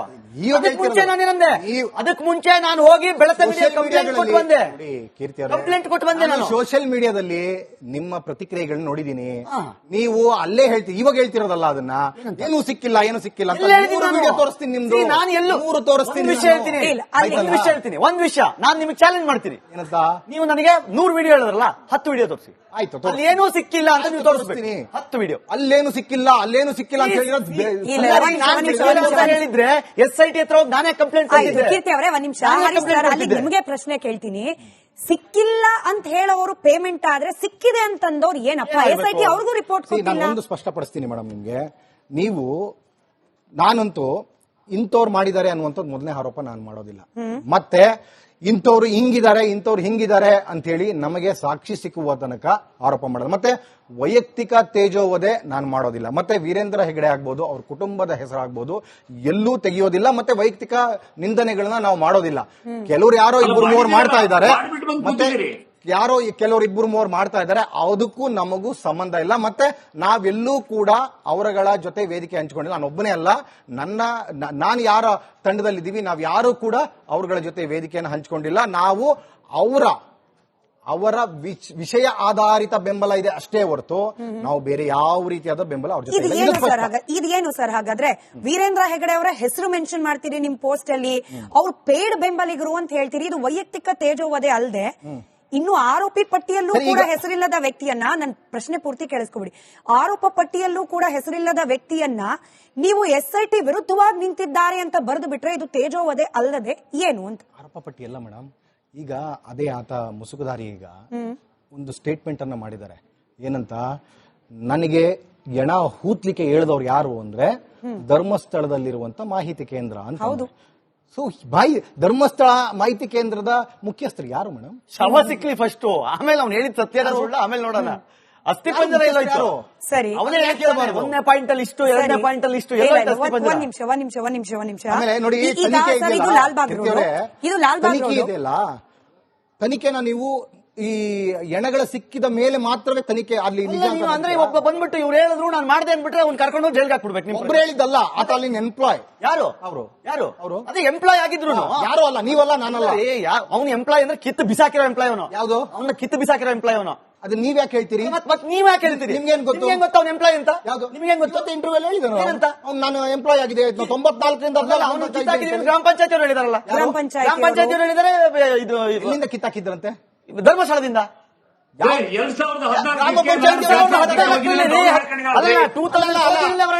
ಧರ್ಮಸ್ಥಳದ ಎಂಪ್ಲಾಯಿ ಗ್ರಾಮ ಪಂಚಾಯತಿ ಅವ್ರು ಕಿತ್ತಾಕಿದ್ರು ಅಂತ ಯಾಕೆ ಹೇಳ್ತಾರೆ? ಸ್ಟೇಟ್ಮೆಂಟ್ ಕೊಟ್ಟರು. ಏನಂತ? ಅವ್ನು ಕದೀತಾ ಇದ್ದ, ಕಳತನ ಮಾಡ್ತಿದ್ದ, ಕಿತ್ತು ಬಿಸಾಕಿದ್ವಿ ಅವನ್ನ ಅಂತ. ಧರ್ಮಸ್ಥಳ ಒಂದ್ ವಿಷಯ ಹೇಳ್ತೀನಿ,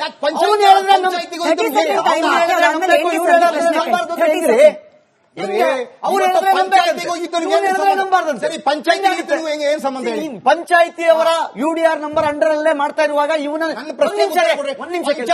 ಏನ್ ಸಂಬಂಧ? ಕೇಳಿಸ್ಕೊಳ್ರಿ, ಉತ್ತರ ಕೊಡ್ತಾ ಇದ್ದೀನಿ. ಉತ್ತರ ಬೇಕಾದ್ರೆ ಸ್ವಲ್ಪ ಕೇಳಿಸ್ಕೋಬೇಕು. ಈಗ 2006ರವರೆಗೆ ಅಲ್ಲಿ ಸ್ಮಶಾನ ಇಲ್ಲ ಅಂತ ಆದ್ಮೇಲೆ, ಒಂದು ಊರಿನಲ್ಲಿ ಸ್ಮಶಾನ ಇಲ್ಲ ಅಂತಂದ್ರೆ ಆ ಗ್ರಾಮ ಪಂಚಾಯತಿಯ ವ್ಯಾಪ್ತಿಯಲ್ಲಿ ಹೆಣ ಹೂಳಕ್ಕೆ ಅಂತ ಸಪರೇಟ್ ಯಾವ ಎಂಪ್ಲಾಯ್ಸ್ ಕೊಡಲ್ಲ ಸರ್ಕಾರದಿಂದ, ಅದಕ್ಕೆ ಹಣ ಕೊಡಲ್ಲ. ಧರ್ಮಸ್ಥಳದವ್ರು ನೇಮಕ ಮಾಡ್ತಾರೆ. ಇದೊಳ್ಳೆ ಧರ್ಮಸ್ಥಳ ಸ್ವಚ್ಛತಾ ಕಾರ್ಯದಲ್ಲಿ ಇದ್ದವನು ಉಪಯೋಗಿಸ್ಕೊಳ್ತಾರ್ರಿ. ಏನ್ಗೆ ಸರ್, ಒಂದೇ ನಿಮಿಷ, ಏನ್ಗೆ ಸರ್, ನಾನು ಈ ಕಾಂಟ್ರವರ್ಷಿಯಲ್ ಸ್ಟೇಟ್ಮೆಂಟ್ ಗಳಿಗೆ ನಿಮ್ಮಿಂದ ಒಪಿನಿಯನ್ ತಗೊಳ್ಳಲ್ಲ, ಆದ್ರೆ ಲೀಗಲಿ ಹಿಂಗ್ ಪಾಸಿಬಲ್ ಅನ್ನೋ ಅನುಮಾನಕ್ಕೆ ನಿಮ್ಮಿಂದ ಪ್ರಶ್ನೆ ಉತ್ತರ ಬೇಕು. ಈಗ ಧರ್ಮಸ್ಥಳದ ಮಾಹಿತಿ ಕೇಂದ್ರದಿಂದ ನನಗೆ ಶವವನ್ನ ಹೂಳಲಿಕ್ಕೆ ಆದೇಶ ಬರ್ತಿತ್ತು ಅಂತ ಹೇಳಿ ಆತ ಒಂದು ಇಂಟರ್ವ್ಯೂ ಅಲ್ಲಿ ಹೇಳಿದ್ದಾನೆ, ಮಾಸ್ಕ್ ಮ್ಯಾನ್. ಬಹುಶಃ 164 ಅಲ್ಲೂ ಅದೇ ಕೊಟ್ಟಿರ್ಬೋದು, ನಮಗೂ ನಿಮ್ಗೂ ಯಾರಿಗೂ ಗೊತ್ತಿಲ್ಲ. ನಾನು ಕೇವಲ ಇಂಟರ್ವ್ಯೂನ ಹೇಳಿಕೆ ಆಧಾರದ ಮೇಲೆ ಪ್ರಶ್ನೆ ಕೇಳ್ತಿದ್ದೀನಿ. ಮಾಹಿತಿ ಕೇಂದ್ರದವ್ರು ನನಗೆ ಹೇಳಿದ್ರು ಅನ್ನೋ ಒಂದೇ ವಿಚಾರಕ್ಕೆ ನೀವು ಡೈರೆಕ್ಟ್ ಆಗಿ ಧರ್ಮಸ್ಥಳದ ಧರ್ಮಾಧಿಕಾರಿನೇ ಗುರಿ ಮಾಡಬಹುದಾ? ಮಾಹಿತಿ ಕೇಂದ್ರದಲ್ಲಿದ್ದ ಬೇರೆ ಯಾರೋ ಇರಬಹುದು ಅನ್ನೋ ಅನುಮಾನ ಕೂಡ ಇಲ್ಲಿ ಬರ್ಲಿಕ್ಕೆ ಸಾಧ್ಯ ಇದೆಯಲ್ವಾ? ಕಾನೂನು ಯಾವ ರೀತಿ ನೋಡುತ್ತಿದ್ದೇನೆ? ಮಾಹಿತಿ ಕೇಂದ್ರ ಇಸ್ ಈಕ್ವಲ್ ಟು ಧರ್ಮಾಧಿಕಾರಿನಾ? ನೋಡಿ, ಈ ಒಂದು ಫಿರ್ಯಾದಿ ಕೊಟ್ಟಾಗಿದೆ, ಆ ಹೇಳಿಕೆ ಆಧಾರ ಮೇಲೆ ತನಿಖೆ ಆಗ್ತಾ ಇದೆ. ಅವನ ಹೇಳಿಕೆ ಎಲ್ಲವೂ ಸತ್ಯದಿಂದ ಕೂಡಿದೆ ಅನ್ನೋದಾಗ್ಲಿ ಅಥವಾ ಎಲ್ಲಾ ಸುಳ್ಳು ಅನ್ನೋದಾಗ್ಲಿ ಈ ಹಂತದಲ್ಲಿ ಹೇಳೋದು ತಪ್ಪಾಗ್ತದೆ ಅಥವಾ ಬಾಲಿಶ ಹೇಳಿಕೆ ಆಗ್ತದೆ. ಅವನ ಹೇಳಿಕೆಯ ಸತ್ಯಾಸತ್ಯತೆಯನ್ನು ಒಳಗೊಂಡು, ಅವನ ಸತ್ಯಾಸತ್ಯತೆ, ಅವನ ಹಿನ್ನೆಲೆಯನ್ನು ಒಳಗೊಂಡು ಎಲ್ಲ ವಿಚಾರಗಳು ತನಿಖೆ ಆಗ್ತವೆ. ಇದು ಕೂಗು ಇವತ್ತಿನಿಂದ ಇಲ್ಲ, ಬಹಳ ದಿನದಿಂದ ಇದರಲ್ಲಿ ಸಾಕಷ್ಟು ಅದರಲ್ಲಿ ಕೊಲೆ ಆಗಿದೆ, ಮತ್ತೊಂದಿದೆ ಅಂತ ಹೇಳ್ಬಿಟ್ಟು ತನಿಖೆ ಸಾರ್ವಜನಿಕ ವಲಯದಲ್ಲಿ ಇದ್ದಿದ್ರಿಂದ SIT ರಚನೆ ಮಾಡಬೇಕಾಗಿ ಬಂತು ಸರ್ಕಾರ. ಈಗ SIT ಅವರು ತನಿಖೆ ಮಾಡಬೇಕಾದಾಗ ಅಥವಾ ಕೂತಿರುವಂತ ಹೆಣನ ಅಗಿಬೇಕಾದಾಗ ಯಾವ್ದು ಹೆಣ ಸಿಕ್ಕಿಲ್ಲ ಅಂತ ಹೇಳಿ ನಾವು ನೀವು ಏನ್ ಮಾತಾಡ್ತಾ ಇದೀವೋ ಇಲ್ಲಿ ಒಂದು ಪ್ರಶ್ನೆ ಉದ್ಭವಿಸ್ತದೆ. ಸರ್ಕಾರ ಆಗ್ಲಿ ಅಥವಾ SIT ಆಗ್ಲಿ ಏನಾದ್ರೂ ಇಲ್ಲಿವರೆಗೆ ಅಧಿಕೃತ ಪ್ರಕಟಣೆಯನ್ನು ಹೊರಡಿಸಿದ್ಯಾ? ಏನೂ ಇಲ್ಲ. ಒಂದ್ ಸೆಕೆಂಡ್, ನಾವು ಕ್ಯಾಮೆರಾ ನೋಡ್ಕೊಂಡು ಮಾತಾಡಕ್ ಬರಲ್ಲ. ನಾವು ಪ್ರಬುದ್ಧರಾಗಿದ್ದವರು, ಜವಾಬ್ದಾರಿಯುತ ಸ್ಥಾನದಲ್ಲಿದ್ದವರು ಅಧಿಕೃತವಾಗಿ ತನಿಖೆ ನಡೀತಾ ಇದ್ದಾಗ ತನಿಖೆಗೆ ಸಂಬಂಧಪಟ್ಟವರು ಇಲ್ಲಿ ಸಿಕ್ಕಿದೆ ಸಿಕ್ಕಿಲ್ಲ ಅಂತ ಏನು ಇಲ್ಲಿವರೆಗೆ ಹೇಳಿಕೆ ಕೊಡದೇ ಇದ್ದಾಗ ಆ ವರದಿಯನ್ನು ಗೌಪ್ಯವಾಗಿಟ್ಟಾಗ ಅದನ್ನೆಲ್ಲ ಕವರ್ ಮಾಡಿ ಇನ್ವೆಸ್ಟಿಗೇಷನ್ ಮಾಡ್ತಾ ಇದ್ದಾಗ ನಾವಾಗಿ ಏನೇನೋ ಪ್ರಿಸಂಪ್ಷನ್ ಮಾಡಿಕೊಂಡು ಮಾತನಾಡೋದು ಸೂಕ್ತ ಅಲ್ಲ. ಇದು ಮೊದಲೇ ಏನೋ ವರದಿ ಇದ್ರು ಅದು ಕೋರ್ಟಿಗೆ ಸಲ್ಲಿಸ್ತಾರೆ. ಸಲ್ಲಿಸಿದ ನಂತರ ನಾವು ಅದರಲ್ಲಿ ಏನಿದೆ, ಏನ್ ಹೇಳಿದ್ದಾರೆ, ಏನ್ ಸಿಕ್ಕಿದೆ, ಏನ್ ಸಿಕ್ಕಿಲ್ಲ ಅನ್ನೋದ್ರ ಬಗ್ಗೆ ಚರ್ಚೆ ಮಾಡಬೇಕಾಗ್ತದೆ. ಈ ಹಂತದಲ್ಲಿ ಅಲ್ಲಿ ಹಣ ಸಿಕ್ಕಿದೆ ಅನ್ನೋದಾಗ್ಲಿ ಅಥವಾ ಅಸ್ಥಿಪಂಜರ ಸಿಕ್ಕಿದೆ ಅಥವಾ ಸಿಕ್ಕಿಲ್ಲ ಅನ್ನೋದಾಗ್ಲಿ, ಯಾರು ಸಿಕ್ಕಿದೆ ಯಾರು ಸಿಕ್ಕಿಲ್ಲ ಅನ್ನೋದಾಗ್ಲಿ ಅಂತ ಏನ್ ಮಾತಾಡ್ತಾ ಇದ್ದೇವೆ ಅದು ಪೂರ್ವ ನಿಯೋಜಿತ ತರ ಆಗ್ತದೆ. ಅದು ಸರಿಯಲ್ಲ ಅಂತ ಒಂದು. ಎರಡನೇ ವಿಚಾರ ಏನಂದ್ರೆ, ಈಗ ತನಿಖೆ ಇವೆಲ್ಲಾ ವಿಚಾರಗಳನ್ನ ಬದಿಗಿಟ್ಟು ನಾವು ಬೇರೆ ಮಾತಾಡೋದಾದ್ರೆ, ನೈತಿಕತೆ ವಿಚಾರ ಮಾತಾಡೋದಾದ್ರೆ, it is like a media trial. I don't think we can be the party to the media trial. ಅದು ತನಿಖೆ ಆಗಿ ತನಕ ವರದಿ ಬರ್ಲಿ. ಲೆಟ್ ಮಿ ಕರೆಕ್ಟ್ ಸರ್, ಒಂದೇ ಒಂದ್ 10 ಸೆಕೆಂಡ್ ಟೈಮ್ ಕೊಡಿ. ನಾವು ಈ ಧರ್ಮಸ್ಥಳ ಕವರೇಜ್ ಪ್ರಾರಂಭ ಮಾಡಿದ ದಿನದಿಂದ ಈವರೆಗೂ ಹೇಳ್ತಿರೋದಿಷ್ಟೇ. ನಾವು SIT ತನಿಖೆ ಬಗ್ಗೆ ನಾವು ವಾದ ಮಾಡ್ತಾ ಇಲ್ಲ, ಅದರ ಸರಿ ತಪ್ಪುಗಳ ತರ್ಕಕ್ಕೆ ನಾವು ಹೋಗ್ತಾ ಇಲ್ಲ. ಆದ್ರೆ ಇಲ್ಲಿ SIT ತನಿಖೆ ಅಷ್ಟೇ ಪ್ರಖರವಾಗಿ ನಡೀತಾ ಇರುವ ಮತ್ತೊಂದಿದೆಯಲ್ಲ, ಈ ವಾದ ಪ್ರತಿವಾದ, ಪಬ್ಲಿಕ್ ಒಪಿನಿಯನ್ ಕ್ರಿಯೇಟ್ ಮಾಡ್ತಾ ಇರುವ ಈ ವಾದ ಪ್ರತಿವಾದಗಳಿದೆಯಲ್ಲ, ಅದ್ರಲ್ಲಿ ಎಲ್ಲಾ ಕಡೆಯವರೆಗೂ ಸರ್, ಈ ಕಡೆ ಆ ಕಡೆ ಎಲ್ಲಾ ಕಡೆಯವರೆಗೂ ವೇದಿಕೆ ಕಲ್ಪಿಸಿ ಜನರ ಮುಂದೆ ಇಡ್ತಿದೀವಿ. Let them decide. ಯಾವುದೋ ಒಂದು ವಾದವನ್ನು ಮಾತ್ರ ಯಾಕೆ ಕೇಳಿಸ್ಕೊಂಡ್ಬಿಟ್ಟು ಇದೇ ಸರಿ ಅಂತ ಒಪ್ಕೊಳ್ಬೇಕು? ಇನ್ನೊಂದು ಬದಿ ವಾದ ಕೂಡ ಕೇಳಿಸ್ಕೊಳ್ಳಿ ಅಲ್ವಾ? ಅದನ್ನ ಮಾಡ್ತಿದೀವಿ ಹೊರತು ಮೀಡಿಯಾ ಟ್ರಯಲ್ ಮಾಡೋ ಕೆಲಸ ರಿಪಬ್ಲಿಕ್ ಕನ್ನಡ ಮಾಡ್ತಿಲ್ಲ. ನಾನು ಪ್ರಶ್ನೆ ಕೇಳಿದ್ ನಿಮ್ಗೆ ಅದಕ್ಕೇನೆ, ನಾನು ಈ ಕಾಂಟ್ರವರ್ಸಿನ ನಿಮ್ ಮುಂದೆ ತಂದಿಡೋಕ್ ನನಗೆ ಇಷ್ಟ ಇಲ್ಲ. ನಾನು ಕೇಳಿದಿಷ್ಟೇ, ಯಾವುದೋ ಒಂದು ಜಾಗದಲ್ಲಿ ಏನೋ ಆರೋಪ ಕೇಳ ಬಂದಿದೆ ಅಂತಂದ್ರೆ ನೇರವಾಗಿ ಹೆಡ್ ಆಫ್ ದ ಡಿಪಾರ್ಟ್ಮೆಂಟ್ ನಾವು ಗುರಿ ಮಾಡಬಹುದಾ? ನೇರವಾಗೇ ಕೇಳ್ತೀನಿ. ಧರ್ಮಸ್ಥಳದ ಮಾಹಿತಿ ಕೇಂದ್ರದವ್ರು ನನಗೆ ಹೇಳಿದ್ರು ಶವ ಹೂಳಲಿಕ್ಕೆ ಅಂದ್ರೆ ಅದು ಧರ್ಮಾಧಿಕಾರಿಯಿಂದಲೇ ಬಂದ ಆಜ್ಞೆ ಅಂತ ಹೇಳಿ ನಾವು ಡಿಕ್ಲೇರ್ ಮಾಡಬಹುದಾ ಅಂತ. ಇದು ಪೂರ್ವಾಗ್ರಹ ಪೀಡಿತರಾಗಿ ನಾವು ಏನೋ ಹೇಳಿಕೆ ಕೊಡೋದು ತಪ್ಪಾಗ್ತದೆ. ತನಿಖೆ ಆಗ್ಲಿ, ತನಿಖಾ ವರದಿಯಲ್ಲಿ ಅವ್ರ ಲೋಪದೋಷಗಳು ಏನಾದ್ರೂ ಇದ್ರೆ ಅದು ಬರ್ತದೆ. ಏನು ಇಲ್ಲದೆ ಇದ್ರೆ ಬೇರೆ ಲೋಪದೋಷ ಇದ್ರೆ ಅದು ಬರ್ತದೆ. ಅವರು ಎಲ್ಲರೂ ಇನ್ನೋಸೆಂಟ್ ಅಂತ ಹೇಳೋದು ತಪ್ಪು. ಈ ಹಂತದಲ್ಲಿ ಎಲ್ಲರೂ ತಪ್ಪಿತಸ್ಥರು ಅಂತ ಹೇಳೋದು ತಪ್ಪು. ಕೆಲವು ಜನ ತಪ್ಪಿತಸ್ಥರು ಅಥವಾ ಕೆಲವು ಜನ ಇನ್ನೋಸೆಂಟ್ ಹೇಳೋದು ತಪ್ಪು. ನಾವು ಪೂರ್ವಾಗ್ರಹ ಪೀಡಿತರಾಗಿ ನಾವು ಏನೇ ಅಭಿಪ್ರಾಯ ವ್ಯಕ್ತಪಡಿಸೋದು ಸೂಕ್ತ ಅಲ್ಲ ಅನ್ನೋದು ಒಂದ್ ಕಡೆ. ಆದ್ರೆ ಇದೆಲ್ಲ ಆಗಿರೋದು ಏನಕ್ಕೆ ಅಂದ್ರೆ, ಕುಂಬಳಕಾಯಿ ಕಳ್ಳ ಅಂದ್ರೆ ಹೆಗಲು ಮುಟ್ಟಿ ನೋಡ್ಕೊಂಡಂಗೆ ಕೆಲವು ಜನ ತಾವಾಗೆ ಪ್ರತಿಕ್ರಿಯಿಸ್ತಾ ಇದ್ದಾರೆ. ಅವಶ್ಯಕತೆ ಇತ್ತೋ ಇಲ್ವೋ ಅನ್ನೋಕ್ಕಿಂತ ತಾವಾಗೆ ಮೈ ಮೇಲೆ ಎಳ್ಕೊಂಡು ಅದನ್ನ ಸಂಶಯಗಳಿಗೆ ಎಡೆ ಮಾಡಿಕೊಡ್ತಾ ಇರೋದ್ರಿಂದ ಸಾಕಷ್ಟು ಕಡೆಗೆ, ಸಾಕಷ್ಟು ವಲಯಗಳಲ್ಲಿ ಸಾಕಷ್ಟು ಬೇರೆ ಬೇರೆ ಅಭಿಪ್ರಾಯಗಳು, ಭಿನ್ನ ಅಭಿಪ್ರಾಯಗಳು, ವ್ಯತಿರಿಕ್ತ ಅಭಿಪ್ರಾಯಗಳು ಮೂಡೋದ್ರಲ್ಲಿ ಕಾರಣ ಆಗ್ತದೆ. ಈಗಿನ ಕಾಲದಲ್ಲಿ ಅಥವಾ ಈಗಿನ ಜನರೇಷನ್ ದಲ್ಲಿ ತಾಳ್ಮೆ ಇಲ್ಲ. ತನಿಖಾ ವರದಿ ಬರೋವರೆಗೆ ಅಥವಾ ಕೋರ್ಟ್ ಮುಂದೆ ಇಡೋವರೆಗೆ ತಾಳ್ಮೆ ಇಲ್ಲ. ಅವರು ತನಿಖೆ ಮಾಡ್ತಾರೆ ಅಂದ್ರೆ ಅದನ್ನ ವಿರೋಧಿಸುವ ನಿಟ್ಟಿನಲ್ಲಿ ಅಥವಾ ಅದನ್ನ ಇನ್ನೊಬ್ಬರನ್ನ ಬೆಂಬಲಿಸುವ ನಿಟ್ಟಿನಲ್ಲಿ ಏನೇನೋ ಮಾತನಾಡಿ ಬಾಲಿಶ ಹೇಳಿಕೆ ಆಗಲಿ ಅಥವಾ ಬೇಜವಾಬ್ದಾರಿತ ಹೇಳಿಕೆಯಿಂದಾಗ್ಲಿ ಇನ್ನೊಬ್ಬರಿಗೆ ಮುಜುಗರ ತರತ್ತೆ ಅಥವಾ ಇನ್ನೊಬ್ಬರಿಗೆ ಅದು ಗುರಿ ಮಾಡುತ್ತದೆ ಅನ್ನೋದನ್ನು ಕನಿಷ್ಠ ಪ್ರಜ್ಞೆ ಇಲ್ಲದೆ ಕೆಲವೊಮ್ಮೆ ಏನೇನೋ ಮಾತುಗಳನ್ನು ಹೇಳ್ತಾರೆ ಕೆಲವು ಜನ. ಅದರಿಂದ ತನಿಖೆಗೆ ಅಷ್ಟೇ ಅಲ್ಲ, ಅವರ ವ್ಯಕ್ತಿತ್ವಕ್ಕೂ ಕೂಡ ಕೆಲವೊಂದು ಕುಂದು ಬರ್ತದೆ ಅಂತ ನನ್ನ ಅಭಿಪ್ರಾಯ. ಇವನ್ನೆಲ್ಲ ಸ್ವಲ್ಪ ಹೊರತುಪಡಿಸಬೇಕು ಅಂತ ಹೇಳ್ತೀವಿ. ಸಂಕೇತ ಏನಿಗೆ ಸರ್, ನಂದು ಒಂದೇ ಒಂದು ಔಟ್ ಆಫ್ ಕ್ಯೂರಿಯಾಸಿಟಿ ಒಂದು ಡೌಟ್ ಸರ್. ನೀವು ಹೇಳಿದ ಹಾಗೆ ಯಾವ ವ್ಯಕ್ತಿ ಸಹಿತ SITಯ ತನಿಖೆ ಫೈನಲ್ ವರದಿ ಬರುವವರೆಗೆ ಅದ್ರ ಬಗ್ಗೆ ಮಾತಾಡೋದು, ಅದ್ರ ಬಗ್ಗೆ ಚರ್ಚೆ ಮಾಡೋದು ತಪ್ಪು ಅಂತ ಹೇಳುವಾಗ, ನೀವು ಫಿರ್ಯಾದುದಾರ ಅಂತ ಏನ್ ಕರೀತಾ ಇದೀರಿ, ಆ ಮುಸುಕುಧಾರಿ SIT ತನಿಖೆ ನಡೀತಾ ಇರೋ ಸಂದರ್ಭದಲ್ಲೇ ಒಂದು ನ್ಯಾಷನಲ್ ಮೀಡಿಯಾದಲ್ಲಿ ಕುತ್ಕೊಂಡು ಏನೇನಾಗಿದೆ ಅನ್ನೋ ಸಂಪೂರ್ಣ ವರದಿಯನ್ನ ಕೊಡಬಹುದಾ? ನನಗೊಂದು ಕ್ಯೂರಿಯಾಸಿಟಿ ಕೇಳ್ತಾ ಇದ್ದೀನಿ ಸರ್. ಅದು ಮೂರ್ಖತನದ ಪರಮಾವಧಿ. ನ್ಯಾಷನಲ್ ಮೀಡಿಯಾ ಮುಂದೆ ಏನಾದ್ರೂ ಹೇಳಿಕೆ ಕೊಟ್ಟ ಮಾತ್ರಕ್ಕೆ SIT ಒಪಿನಿಯನ್ ಬದಲಾಗುತ್ತಾ? ತನಿಖೆ ದಿಕ್ಕು ತಪ್ಪುತ್ತಾ? ಆಗಲ್ಲ. ಆದ್ರೆ ಆ ಹೊಸ ವಿಚಾರಗಳಲ್ಲಿ, ಹೊಸ ಆಯಾಮಗಳಲ್ಲಿ ಏನೋ ಪ್ರಯತ್ನ ಮಾಡ್ತಾ ಇರೋದು ತನಿಖೆ ನಡೀತಾ ಇದ್ದಾಗ ಅದು ಸೂಕ್ತ ಅಲ್ಲ ಅಂತ ನಾನು ಹೇಳ್ತೇನೆ. ಯಾಕಂದ್ರೆ ಒಂದ್ಸರಿಗೆ SIT ಮುಂದೆ ಹೋದಾಗ, SIT ತನಿಖೆ ಮಾಡ್ತಾ ಇದ್ದಾಗ, ಕೋರ್ಟ್ ನಲ್ಲಿ ಪ್ರಕರಣ ಬಾಕಿ ಇದ್ದಾಗ, ಕೋರ್ಟ್ ಇದನ್ನ ಪರಿಶೀಲಿಸ್ತಾ ಇದ್ದಾಗ, ಕೋರ್ಟಿಗೆ ವರದಿ ಸಲ್ಲಿಸಬೇಕಾಗಿದ್ದಾಗ ಏನೇನೋ ಮಾತುಕತೆ ಮಾತಾಡೋದಾಗ್ಲಿ ಅಥವಾ ಒಂದ್ ಯಾವ್ದೋ ಒಂದು ನ್ಯೂಸ್ ಚಾನೆಲ್ ಮುಂದೆ ಅವ್ನು ಹೇಳಿಕೆ ಕೊಡೋದಾಗ್ಲಿ, ಯಾಕೆ ಅವನಿಗೆ SIT ಮೇಲೆ ನಂಬಿಕೆ ಇಲ್ವಾ? SIT ನಡೆಸ್ತಾ ಇರೋ ತನಿಖೆ, 1 ಮಿನಿಟ್, SIT ನಡೆಸ್ತಾ ಇರೋ ತನಿಖೆ ಮೇಲೆ ಅವ್ರಿಗೆ ನಂಬಿಕೆ ಇಲ್ಲ ಅಂತಂದ್ರೆ, ಅಥವಾ ಅವ್ರ ಪ್ರಕರಣ ಯಾವ ರೀತಿ ಅವ್ರು ತನಿಖೆ ಮಾಡ್ತಾ ಇದ್ದಾರೆ ಅದ್ರ ಬಗ್ಗೆ ಅವನಿಗೆ ವಿಶ್ವಾಸ ಇಲ್ಲದೆ ಇದ್ರೆ ಕೋರ್ಟಿಗೆ ಹೋಗೋದಕ್ಕೆ ದಾರಿ ಇದೆ. ಹೈಕೋರ್ಟಿಗೆ ಹೋಗಿ ಹೈಕೋರ್ಟ್ ನಿಂದ ಕೋರ್ಟ್ ಮಾನಿಟರ್ಡ್ ಇನ್ವೆಸ್ಟಿಗೇಷನ್ ಕೇಳಬಹುದು. ಅದನ್ನ ಬಿಟ್ಟು ಮಧ್ಯದಲ್ಲೇ ಏನೇನಾದ್ರೂ ಹೇಳಿಕೆ ಕೊಡೋದು, ವ್ಯತಿರಿಕ್ತವಾಗಿ ಹೇಳಿಕೆ ಕೊಡೋದು ಅಥವಾ ತನಿಖೆಗೆ ಏನಾದ್ರೂ ಪರಿಣಾಮ ಬೀರೋ ತರ ಮಾತನಾಡೋದು ಮೂರ್ಖತನದ ಪರಮಾವಧಿ ಅಂತ ನನ್ನ ಅಭಿಪ್ರಾಯ.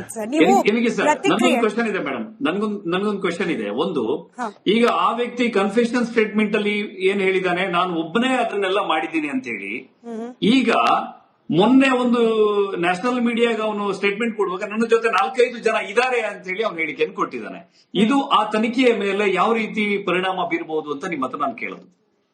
ನ್ಯಾಷನಲ್ ಟೆಲಿವಿಷನ್ ಮುಂದೆ ಏನ್ ಹೇಳಿದಾನೆ, ದಟ್ ಈಸ್ ನಾಟ್ ಇಂಪಾರ್ಟೆಂಟ್.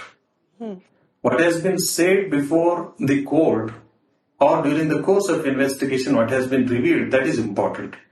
ಪೊಲೀಸರ ಮುಂದೆ 108 ಮಾತಾಡಿರ್ಬಹುದು, ಆದ್ರೆ ಕೋರ್ಟ್ ಮುಂದೆ ಏನ್ ಹೇಳ್ತಾನೆ ಅದೇ ಮುಖ್ಯವಾಗಿರ್ತದೆ.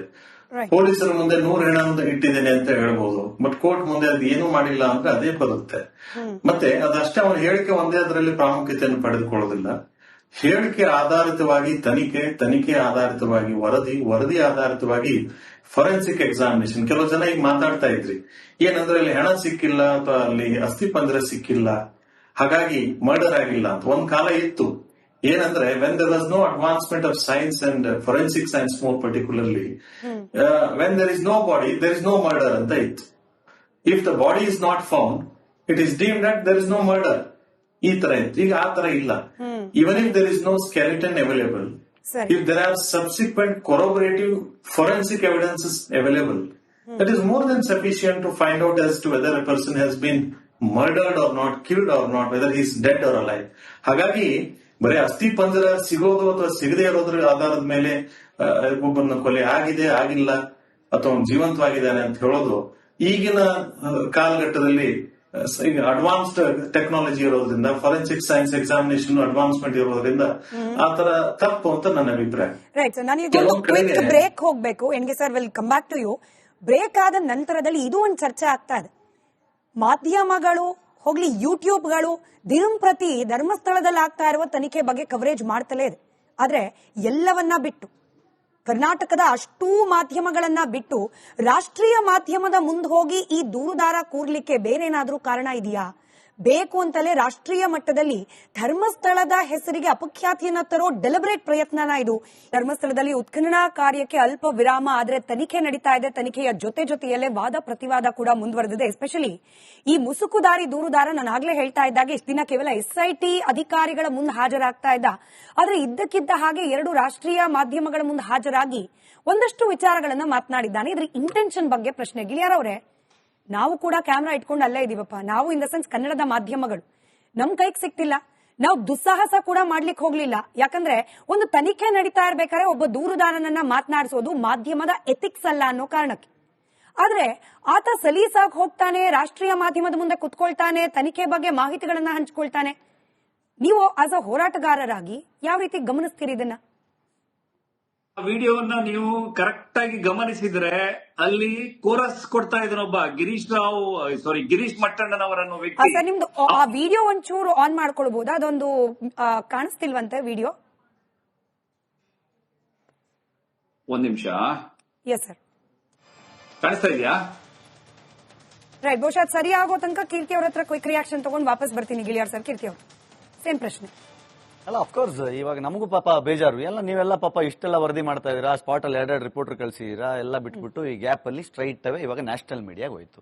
ಏನು ನ್ಯಾಷನಲ್ ಮೀಡಿಯಾ ಯಾವಾಗ 14 ದಿನ ಆದ್ಮೇಲೆ ಅದು ಆ ವ್ಯಕ್ತಿನೇ ತುಂಬಾ ಕ್ಲಿಯರ್ ಆಗಿ ಹೇಳ್ತಾ ಇದಾರೆ, ನನಗೆ ಅಲ್ಲಿ ಆ ಜಾಗದಲ್ಲಿ ಇವಾಗ ಸಿಕ್ಕಿಲ್ಲ ಅಂದ್ರೆ ನಾನೇನ್ ಮಾಡ್ಲಿ, ನಾನೇನ್ ಮಾಡಕ್ಕಾಗುತ್ತೆ, ಜಾಗ ತುಂಬಾ ಬದಲಾಗಿದೆ. ಬಟ್ ಅದಕ್ಕೆ ಮುಂಚೆ ಆ ಫೋಟೋಗ್ರಾಫಿಕ್ ಮೆಮೊರಿಯನ್ನ ಹೊಗಳಿ, ಈ ಪಾಯಿಂಟ್ ನಲ್ಲಿ ಇಷ್ಟಿಷ್ಟು ಅಂತೆಲ್ಲ ಹೇಳಿದ್ರಲ್ಲ, ನೀವು ಮುಂಚೆ GPR ಕೂತಿದ್ರೆ ಆ ಜಾಗ ನೀವು ತೋರಿಸ್ತೀರಾ? ಕರೆಕ್ಟ್ ಆಗಿ ನೆನಪಿಲ್ಲ. ಅಲ್ಲ, 20 ವರ್ಷದ ಮುಂಚೆ ನಾನು ತೋರಿಸ್ತೀನಿ ಅಂತ ಹೇಳ್ತಾನೆ ಇರ್ಲಿಲ್ಲ, ನಾನು ಹೇಳ್ತಿರ್ಲಿಲ್ಲ. ಅವನ್ನ ಯಾಕೆ ಪ್ರಶ್ನೆ ಮಾಡ್ತೀನಿ? ಇದೊಳ್ಳೆ ಬಂದು ಹೇಳಿದ್ದಿದ್ದೇ ಮನುಷ್ಯ ಅಲ್ವಾ? ಆಯ್ತಪ್ಪ, ನೀವು ಅದಕ್ಕಿಂತ ಮನುಷ್ಯ, ಅವನು ಮಿಷಿನ್ ಅಲ್ಲ. ಮತ್ತೆ ಫೋಟೋಗ್ರಾಫಿಕ್ ಮೆಮೊರಿ ಎಂತ ಮೆಮೊರಿ, ಅಲ್ಲೂ ಸಿಕ್ಕುತ್ತಂತೆ ಇಲ್ಲೂ ಸಿಕ್ಕುತ್ತಂತೆ. ಯಾರು ಹೇಳಿದ್ದು? ಎಲ್ಲರೂ ಪ್ರತಿಯೊಬ್ರು, ನೀವುಗಳು ಹೇಳಿದ್ರಿ, ಈ ಸೋಷಿಯಲ್ ಮೀಡಿಯಾ ಬಹಳ ಇನ್ಫ್ಲೂಯೆಂಟ್ ಆಗ್ಬಿಟ್ಟಿದ್ದೀರಿ ನೀವು. ಬರೀ ಅಲ್ಲಿ ಚರ್ಚೆ influence ಮಾಡೋದನ್ನೇ ಇದೆ sir, ದೊಡ್ಡ ಇದು ಅಂತ ಕೇವಲ ತಿಳ್ಕೊಂಡಿದ್ದೀರಿ. ಕೀರ್ತಿ ಅವ್ರು ಮಾತ್ರ ಅಲ್ಲ. ಅವನು ಮನುಷ್ಯ.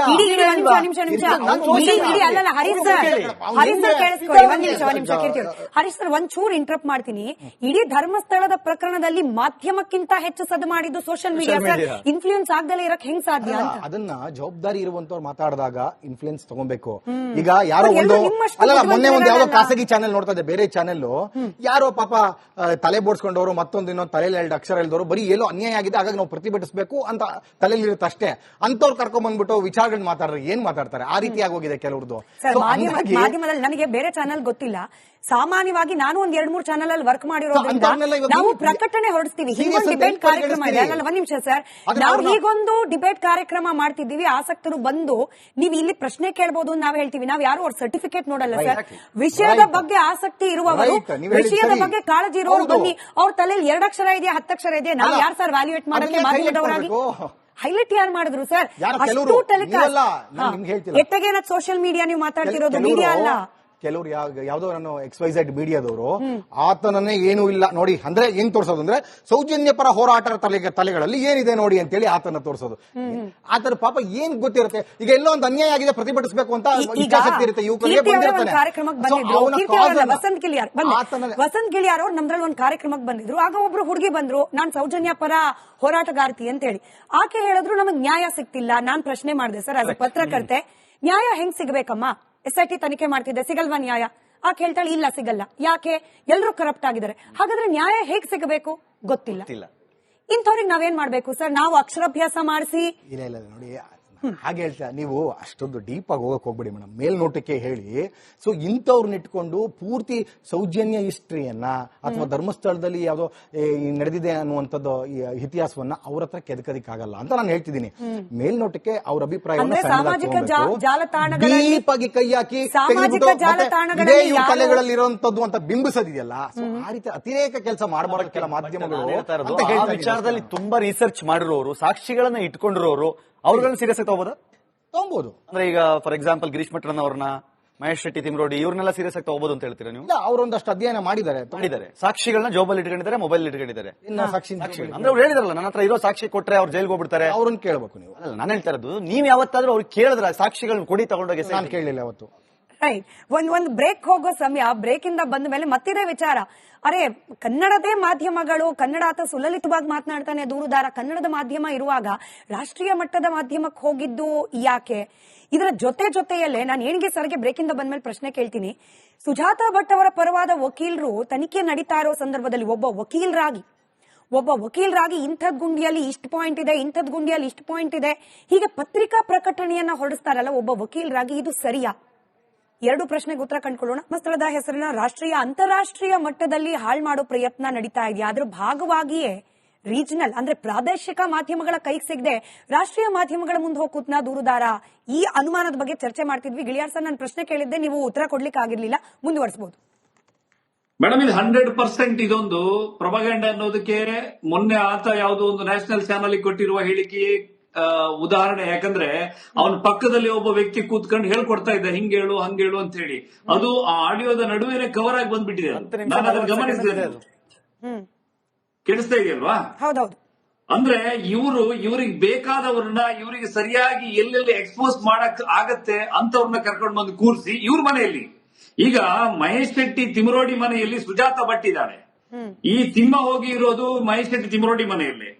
ಈ ಗಿರೀಶ್ ಮಟ್ಟಣ್ಣ ಅನ್ನುವ ವ್ಯಕ್ತಿ ಲೈವ್ ಹೋಗೋದು ಅದೇ ಮನೆಯಲ್ಲಿ. ಅಂದ್ರೆ ಮಹೇಶ್ ಶೆಟ್ಟಿ ತಿಮರೋಡಿ ಮನೆ ಒಂದು ರೀತಿ ಅಡಗುದಾಣ. ಈ SIT ಅಧಿಕಾರಿಗಳು ತಿಮರೋಡಿಯ ಮನೆಯ ತನಕ ಆತನನ್ನ ದಾಟಿಸಿ ಬಿಟ್ಟು ಬರ್ತಾ ಇದ್ದಾರೆ. ಆ ವಕೀಲರು ಬಂದ್ಬಿಟ್ಟು ಕೂತ್ಕೊಂಡು ಡಿಸ್ಕಷನ್ ಮಾಡೋದು ಕೂಡ ಮಹೇಶ್ ಶೆಟ್ಟಿ ಮನೆಯಲ್ಲಿ. ತಪ್ಪೇನು ಅಂತ ಅಲ್ಲ ತಪ್ಪೇ ಅಂತ ಹೇಳುದು. ತಪ್ಪೇನು ಅಂತ ಕೇಳಿದ್ರೆ ಇದು ನೋಡಿ, ಇದಕ್ಕೆ ಹೇಳಿರುವಂತದ್ದು ಷಡ್ಯಂತ್ರ ಅಂತ ಹೇಳಿ. ಎಲ್ಲ ಆರೋಪ ಮಾಡ್ತಾ ಇರುವಂತವ್ರು ಎಲ್ಲರೂ ಕೂಡ ಒಂದೇ ಬಿಡಾರದಲ್ಲಿ ಕೂತ್ಕೊಂಡು ಬೀಡು ಬಿಟ್ಟು ರಾತ್ರಿ ಪ್ಲಾನ್ ಮಾಡ್ಕೊಂಡು ಬೆಳಿಗ್ಗೆ ಒಂದೊಂದು ಕತೆ ಹೇಳ್ತಾ ಇರುವಂತದ್ದೇ ತಪ್ಪು ಅಂತ ಹೇಳೋದು. ಅಲ್ಲ, ಮಟ್ಟಣ್ಣನವರವರು ನಮ್ಮ ಮಾಧ್ಯಮಕ್ಕೆ ಇಂಟರ್ವ್ಯೂ ಕೊಡುವಾಗ ಹೇಳಿದ್ರು, ಹೌದು ನಮ್ಮೆಲ್ಲರ ಉದ್ದೇಶ ಒಂದೇ, ಇಲ್ಲಿ ಅನ್ಯಾಯಕ್ಕೊಳಗಾಗಿರುವ ಹೆಣ್ಣು ಮಕ್ಕಳಿಗೆ ಅವ್ರ ಕುಟುಂಬಸ್ಥರಿಗೆ ನ್ಯಾಯ ಕೊಡಿಸೋದು, ನಾವು ಒಟ್ಟಿಗೆ ಇದ್ರೆ ತಪ್ಪೇನು. ಅವ್ರ ಪ್ರಶ್ನೆ ನಾನು ಕೇಳ್ತಿದ್ದೀನಿ. ಅವ್ರು ಇನ್ನೊಂದು ಮಾತು ಹೇಳಿದ್ರು ಅದೇ ಇಂಟರ್ವ್ಯೂ ಅಲ್ಲಿ, ನಿಮಗೂ ಮುಸುಕುದಾರಿಗೂ ಕಾಂಟ್ಯಾಕ್ಟ್ ಇದೆಯಾ ಅಂತಂದ್ರೆ ಇಲ್ಲ ಅಂತ ಸ್ಟ್ರೈಟ್ ಅವೇ ಹೇಳಿದ್ರು. ಈಗ ಕೀರ್ತಿ ಅವರೇ, ನನ್ನ ಪ್ರಶ್ನೆ ಬಹಳ ಸ್ಪಷ್ಟವಾಗಿದೆ ಮೇಡಮ್, ಕೇಳಿ ನೋಡಿ. SIT ಸುಪರ್ದಿಯಲ್ಲಿ ಇರುವಂತ ವ್ಯಕ್ತಿ ಏನು ಇವರ ಜೊತೆ ಕೂತ್ಕೊಂಡು ರಾತ್ರಿ ಡಿಸ್ಕಷನ್ ಮಾಡಿ ಒಟ್ಟಿಗೆ ಸೇರ್ಕೊಂಡು ಮರುದಿನ ಇನ್ನೊಂದು ಗುಂಡಿಯನ್ನ ತೋರಿಸೋದು, ಇನ್ನೊಂದು ಜಾಗವನ್ನ ತೋರಿಸುವಂತದ್ದು ಮಾಡ್ತಾ ಇದ್ದಾನೆ.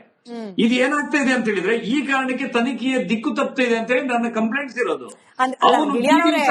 SITಯಲ್ಲಿ ತುಂಬಾ ಹಿರಿಯ ಅಧಿಕಾರಿಗಳು, ಅನುಭವಸ್ಥ ಅಧಿಕಾರಿಗಳಿದ್ದಾರಪ್ಪ. ಅವ್ರಿಗೆ ಯಾರು ಸುಳ್ಳು ಹೇಳ್ತಿದ್ದಾರೆ, ಯಾರು ಸತ್ಯ ಹೇಳ್ತಿದ್ದಾರೆ ಆನ್ ಸ್ಪಾಟ್ ಅವ್ರು ಗುರುತಿಸ್ಬಿಡ್ತಾರೆ.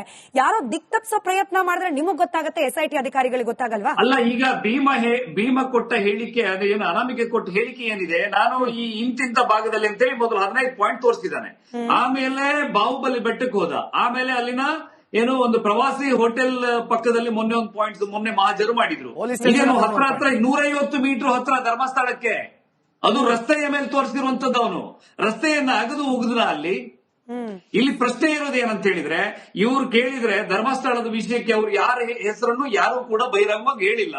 ಆದ್ರೆ ನೀವ್ ಯಾಕೆ ಏನು ಕುಂಬಳಕಾಯಿ ಕಳ್ಳ ಅಂದ್ರೆ ಹೆಗಲು ಮುಟ್ಟಿ ನೋಡ್ಕೋತೀರಿ ಅಂತೇಳಿ ಇವರು ಇದೇ ನಿಮ್ಮ ಭೈರಪ್ಪ ಹರೀಶ್ ಕುಮಾರ್ ಅವರೇ ಮೊನ್ನೆ ಧರ್ಮಸ್ಥಳದ ಬಗ್ಗೆ ಒಂದು ವಿಡಿಯೋ ಮಾಡಿ ಧರ್ಮಾಧಿಕಾರಿ ಅಂತ ಹೇಳುವ ಪದವೇ ತಪ್ಪು, ಇವನಿಗೆ ಕರೆಯಕ್ಕಾಗಿಲ್ಲ ಅಂದ್ರೆ ಬಿಟ್ಟು ಬಿಡ್ಲಿ, ನಾವು ಕರಿತೀವಪ್ಪ, ಅದು ನಮ್ಮ ಪೀಠ, ನಾವು ಧರ್ಮಾಧಿಕಾರಿ ನಾವು ಕರ್ತೀವಿ. ಭೈರಪ್ಪ ನಾನು ಮಾತಾಡ್ಬೇಕಾಗತ್ತೆ ಎಲ್ಲ ನೀವು ಮಾತಾಡಿ,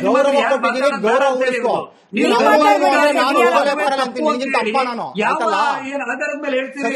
ಮಾತಾಡೋದು ನಿನ್ನ ಸಂಸ್ಕಾರ ಏನು ಅಂತ ತೋರಿಸ್ತೀಯ ನೀನು, ಆಯ್ತಲ್ಲ? ಕರೆಕ್ಟ್ ಮಾತಾಡು. ಗೌರವ ಕೊಟ್ಟು ಕರೆದ್ರೆ ಅದೇ ಇಬ್ಬರಿಗೂ ಮನವಿ, ಹರೀಶ್ ಅವ್ರಿಗೆ ಹಾಗೆ ಗಿಳಿಯಾರ್ ಅವ್ರಿಗೆ ಇಬ್ಬರಿಗೂ ಮನವಿ, ಹರೀಶ್ ನಿಮಗೂ ಮನವಿ ಅವ್ರಿಗೂ ಮನವಿ. ನೋಡಿ, ವೈಯಕ್ತಿಕವಾಗಿ ಹೋಗಿ ವಿಷಯಾಂತರ ಆಗೋದು ಬೇಡ. ಗಿಳಿಯಾರ್ ಅವರೇ ಒಂದು ವೇದಿಕೆಯಲ್ಲಿದ್ದೀರಿ, ನೀನು ತಾನು ಬೇಡ, ನೀವು ತಾವು ಚೆನ್ನಾಗಿರುತ್ತೆ ಎಲ್ಲರಿಗೂ ಮುಂದುವರಿಸಿ ವಿಷಯ. ಆಯ್ತು, ಈಗ ಭೈರಪ್ಪ ಹರೀಶ್ ಕುಮಾರ್ ಅವರು ಮೊನ್ನೆ ಧರ್ಮಾಧಿಕಾರಿ ಅನ್ನೋದ್ರ ಬಗ್ಗೆ ಏನು ಅವ್ರದ್ದು ಆಕ್ಷೇಪ, ಏನಕ್ಕೆ ಇವ್ರಿಗೇನ್ ಸಮಸ್ಯೆ, ಇವ್ರಿಗೇನ್ ಅದರಿಂದ ಸಮಸ್ಯೆ ಆಗೋದು? ನಮ್ಮ ಪೀಠಕ್ಕೆ ಇರುವಂತ ಹೆಸರು ಸ್ವಾಮಿ, ಒಬ್ಬ ಶಾಸಕ ಅಂತ ಹೇಳಿ ಒಂದು ಪದನಾಮ ಇದ್ರೆ, ಧರ್ಮಾಧಿಕಾರಿ ಅನ್ನೋದು ಒಂದು ಪದನಾಮ. ಅದಕ್ಕೆ ನಿಮ್ಗೆ ತೊಂದರೆ ಆಗ್ತದೆ, ನಿಮ್ಗೆ ಸಮಸ್ಯೆ ಇಲ್ಲ ತಾನೆ? ನೀವು ಕರ್ಕೊಳ್ರಿ, ನನಗಿಷ್ಟ ಇಲ್ಲ. ಮತ್ತೆ ನಿಮ್ಮ ಹತ್ರ ಧರ್ಮಾಧಿಕಾರಿ ಅಂತೇಳಿ ಯಾವನ್ ಹೇಳಿದಾನೆ? ನಿಮ್ಮ ಹತ್ರಲ್ಲಿ ಬರಕ್ಕೆ ಯಾವನ್ ಹೇಳಿದಾನೆ? ನೀವು ಅದನ್ನ ನೀವು ಹೇಳ್ಬೇಕಾಗಿದ್ದು ಅದನ್ನ, ನಾನ್ ಧರ್ಮಾಧಿಕಾರಿ ಅಂತ ಕರೆಯಲ್ಲ ಅಂತ ಹೇಳಿ. ಯಾವ್ದು ಅಬ್ಜೆಕ್ಷನ್ ಇಲ್ಲ. ಧರ್ಮಾಧಿಕಾರಿ ಅಂತ ಯಾಕೆ ಕರಿಬೇಕಾಗಿಲ್ಲ ಅಂತ ಹೇಳಿದೀನಿ, ಜನರು ಕರಿಬೇಕಾಗಿಲ್ಲ ಅಂತ ಹೇಳಿದೀನಿ. ಜನರಿಗೆ ನೀವು ಯಾವ ದೊಡ್ಡ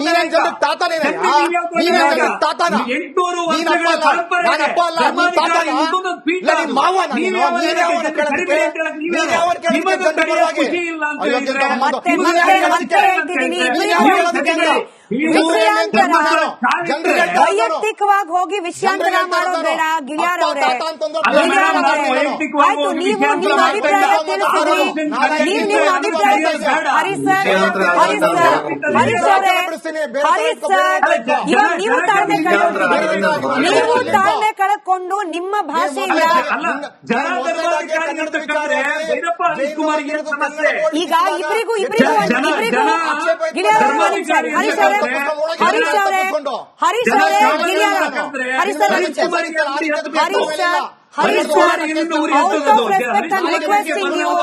ಗಿಳಿಯಾರ್ ಅವರೇ ಒಂದ್ ನಿಮಿಷ, ಹರೀಶ್ ಅವರೇ ನಿಮಿಷ, ಇಬ್ಬರಿಗೂ ಕೇಳಿಸ್ಕೊಳ್ಳಿ. ಸಾಕು. ಗಿಳಿಯಾರ್ ಅವರೇ, ಹರೀಶ್ ಅವರೇ, ಇಬ್ಬರಿಗೂ ಹೇಳ್ತೀನಿ, ವೈಯಕ್ತಿಕವಾಗಿ ಮಾತನಾಡಬೇಕು ಅಂದ್ರೆ ಇನ್ನು 10-12 ನಿಮಿಷ ಟೈಮ್ ಇದೆ, ಮುಗಿಸ್ಬಿಡಿ. ಅದಾದ್ಮೇಲೆ ಇಬ್ರು ಪರ್ಸನಲ್ ಆಗಿ ಕಾಲ್ ಮಾಡ್ಕೊಂಡು ಮಾತಾಡ್ಕೊಳ್ಳಿ ಇಬ್ರಿಗೂ. ಗೌರವ ಕೊಟ್ಟು ಬೇಡ ಮಾತಾಡಿದೀನಿ ಅವ್ರಿಗೆ. ಬೇಡ ಸರ್, ನಾನ್ ವಿಷಯ ಹೇಳೋದು ಅವ್ರು ಅಪ್ಪ ತಾತ ವಿಷಯ ಬೇಡ. ಅಂದ್ರೆ ನಾನು ನನ್ನ ಅವ್ರಿಗೂ ಅಪ್ಪ ಹೇಳ್ತೀನಿ, ನಿಮ್ಗೂ ಹೇಳ್ತೀನಿ, ಅವ್ರಿಗೂ ಹೇಳ್ತೀನಿ, ನಿಮ್ಗೂ ಹೇಳ್ತೀನಿ. ನಿಮ್ಮಿಬ್ಬರನ್ನ ಜನ ಗಮನಿಸ್ತಿದ್ದಾರೆ. ನಿಮ್ಮಿಬ್ಬರ ಮಾತು ಕೂಡ ಗಿಳಿಯಾರ್ ಅವರೇ ಕೇಳಿಸ್ಕೊಳ್ಳಿ. ನಿಮ್ಮ ಮಾತನ್ನು ಕೂಡ ಸೀರಿಯಸ್ ಗಿಳಿಯಾರ್ ಅವರೇ, ಹರೀಶ್ ಅವರೇ, ಗಿಳಿಯಾರ್ ಅವರೇ, ನೀವಿಬ್ರು ಕೂಡ ಇನ್ಫ್ಲೂಯೆನ್ಸ್ ಅಲ್ಲಿದ್ದೀರಿ.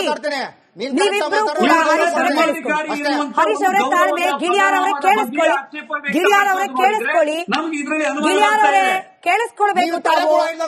ನೀವಿಬ್ರು ಕೇಳಿಸ್ಕೊಳ್ಬೇಕು, ನೀವಿಬ್ರು ಕೇಳಿಸ್ಕೊಳ್ಬೇಕು. ಹರೀಶ್ ಸರ್, ಹರೀಶ್ ಸರ್, ಜನ ನಿಮ್ಮನ್ನ ಗಮನಿಸ್ತಾರೆ, ನಿಮ್ಮ ಮಾತಿಗೆ ಗೌರವ ಕೊಡ್ತಾರೆ.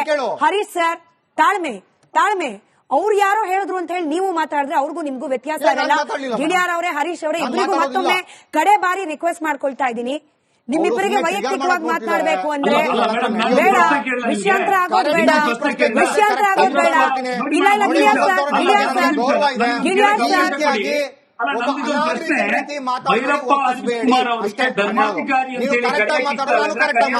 ಅಲ್ವಾ? ನಿಮ್ ಪ್ರಶ್ನೆ ಉತ್ತರ ಬೇಕು ಅಂದ್ರೆ, ನಿಮ್ಮ ಪ್ರಶ್ನೆಗೆ ಉತ್ತರ ಬೇಕು ಅಂದ್ರೆ ನೀವು ಉತ್ತರ ಕೊಡೋರಿಗೆ ಅವಕಾಶ ಕೊಡ್ಬೇಕು. ಹೌದು, ಆ ಪ್ರಶ್ನೆಗೆ ಉತ್ತರ ಬೇಕು ಅಂದ್ರೆ ನೀವು ಆ ಉತ್ತರ ಕೊಡೋರಿಗೆ ರೆಸ್ಪೆಕ್ಟ್ ಕೊಡ್ಬೇಕು ಗಿಳಿಯಾರ್ ಅವರೇ. ಅಟ್ ದ ಸೇಮ್ ಟೈಮ್ ಪ್ರಶ್ನೆ ಕೇಳೋರ್ ಬಗ್ಗೆ ಕೂಡ ರೆಸ್ಪೆಕ್ಟ್ ಇರಬೇಕು. ನಾನು ಮತ್ತೊಮ್ಮೆ ಹೇಳ್ತಿದ್ದೀನಿ, ನೀವಿಬ್ರು ಕೂಡ ಇನ್ಫ್ಲೂಯೆನ್ಷಿಯಲ್ ಇದ್ದೀರಿಯಪ್ಪ. ಜನ ಟಿವಿಲಿ ಗಮನಿಸಿ ನಿಮ್ಮಿಂದ ಕಲಿಬೇಕು, ನಿಮ್ಮ ಭಾಷೆಯಿಂದ ಅವ್ರ ಸಂಸ್ಕಾರ ಕಲಿಬೇಕು. ಅದು ಹಾದಿ ತಪ್ಪೋದ್ ಬೇಡ. ನಾನು ಮತ್ತೆ ರಿಕ್ವೆಸ್ಟ್ ಮಾಡ್ಕೊಳ್ತಿದ್ದೀನಿ. ಭೈರಪ್ಪ ಉತ್ತರ ಕೊಡ್ತಿದ್ದಾರೆ, ಕೇಳಿಸ್ಕೊಳ್ಳಿ. ಸಿಕ್ಕಾಪಟ್ಟೆ ವಿಚಾರಗಳು ಡಿಫ್ರೆನ್ಸ್ ಇದೆ. ಯಾವ ರೀತಿ ಕೂತ್ ಮಾತಾಡ್ತಾ ಇದೀವಿ ನಾವು? ಪರ್ಸನಲ್ ಆಗಿ ಮಾತಾಡೋರು ಆಚೆ ಮಾತಾಡಿ ವಿಷಯಕ್ಕೆ ಬನ್ನಿ. ಅದೇ ಹೇಳ್ತೀರಾ, ನಾನು ಎಲ್ಲರಿಗೂ ಸೇರಿಸಿ ವಿಷಯಕ್ಕೆ ಬನ್ನಿ. ವಸಂತ ಅವ್ರ ಬಗ್ಗೆ ವಿಚಾರಗಳಲ್ಲಿ ಭಿನ್ನಾಭಿಪ್ರಾಯ ಇರ್ಬೋದು. ಈ ರೀತಿಯಾಗಿ ಅಪ್ಪ ತಾತನ ಬಗ್ಗೆ ಮಾತಾಡ್ತಿಲ್ಲ ಸರ್. ಬಿಟ್ಬಿಡಿ, ಅಲ್ಲಿಗೆ ಬಿಟ್ಬಿಡಿ, ಇಬ್ರು ಬಿಡಿ. ಗಿಳಿಯಾರ್ ಸರ್ ಬಿಡಿ. ನೀವು ಪ್ರಶ್ನೆ ಕೇಳಿದ್ದೀರಿ, ಅದಕ್ಕೆ ಉತ್ತರ ಕೊಡ್ತಾರೆ, ಕೇಳಿಸ್ಕೊಳ್ಳಿ. ನೀವು ಪ್ರಶ್ನೆ ಕೇಳಿದ್ದೀರಿ, ಉತ್ತರ ಕೊಡ್ತಾರೆ, ಕೇಳಿಸ್ಕೊಳ್ಳಿ. ಉತ್ತರ ಕೊಡಿ, ಸಮಯ ಕಮ್ಮಿ ಇದೆ. ಇಲ್ಲ ಸರ್, ನೀವು ಪ್ರಶ್ನೆ ಕೇಳಿದ್ದೀರಿ, ಅದಕ್ಕೆ ಉತ್ತರ ಕೇಳಿಸ್ಕೊಳ್ಳಿ. ಅರ್ಥ ಆಯ್ತು, ಅರ್ಥ ಆಯ್ತು. ಅವ್ರು ಯಾವ ರೀತಿನಾದ್ರೂ ಕರ್ಕೋಬಹುದು, ಅದು ಅವ್ರಿಗೆ ಬಿಟ್ಟಿರೋದು. Giliyar sir, I request you for the last time, I request you for the last time. ವಿಷಯಾಂತರ ಬೇಡ. Harish sir, let me do my job.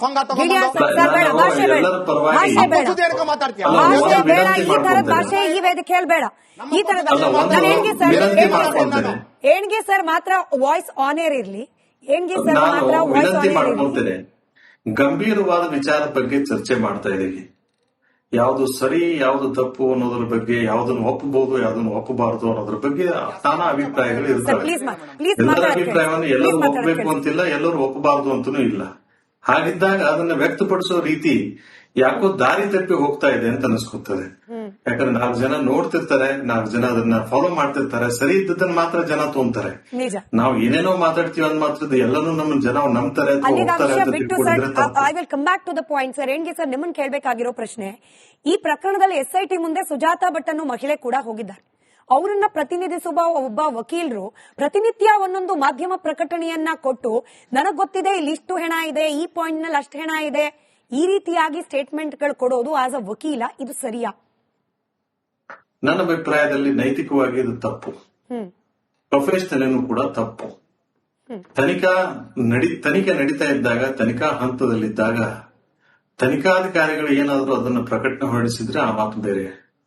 ಇವರೇ ಏನಾದ್ರೂ ಹೂತಿಟ್ಟಿದ್ರೆ ಆ ಮಾತು ಬೇರೆ. ಅಥವಾ ಹೂತಿಡೋ ಮುಂದೆ ಇವರು ಪ್ರತ್ಯಕ್ಷ ಸಾಕ್ಷಿಯಾಗಿದ್ರೆ ಮತ್ತೊಂದು ಮಾತು.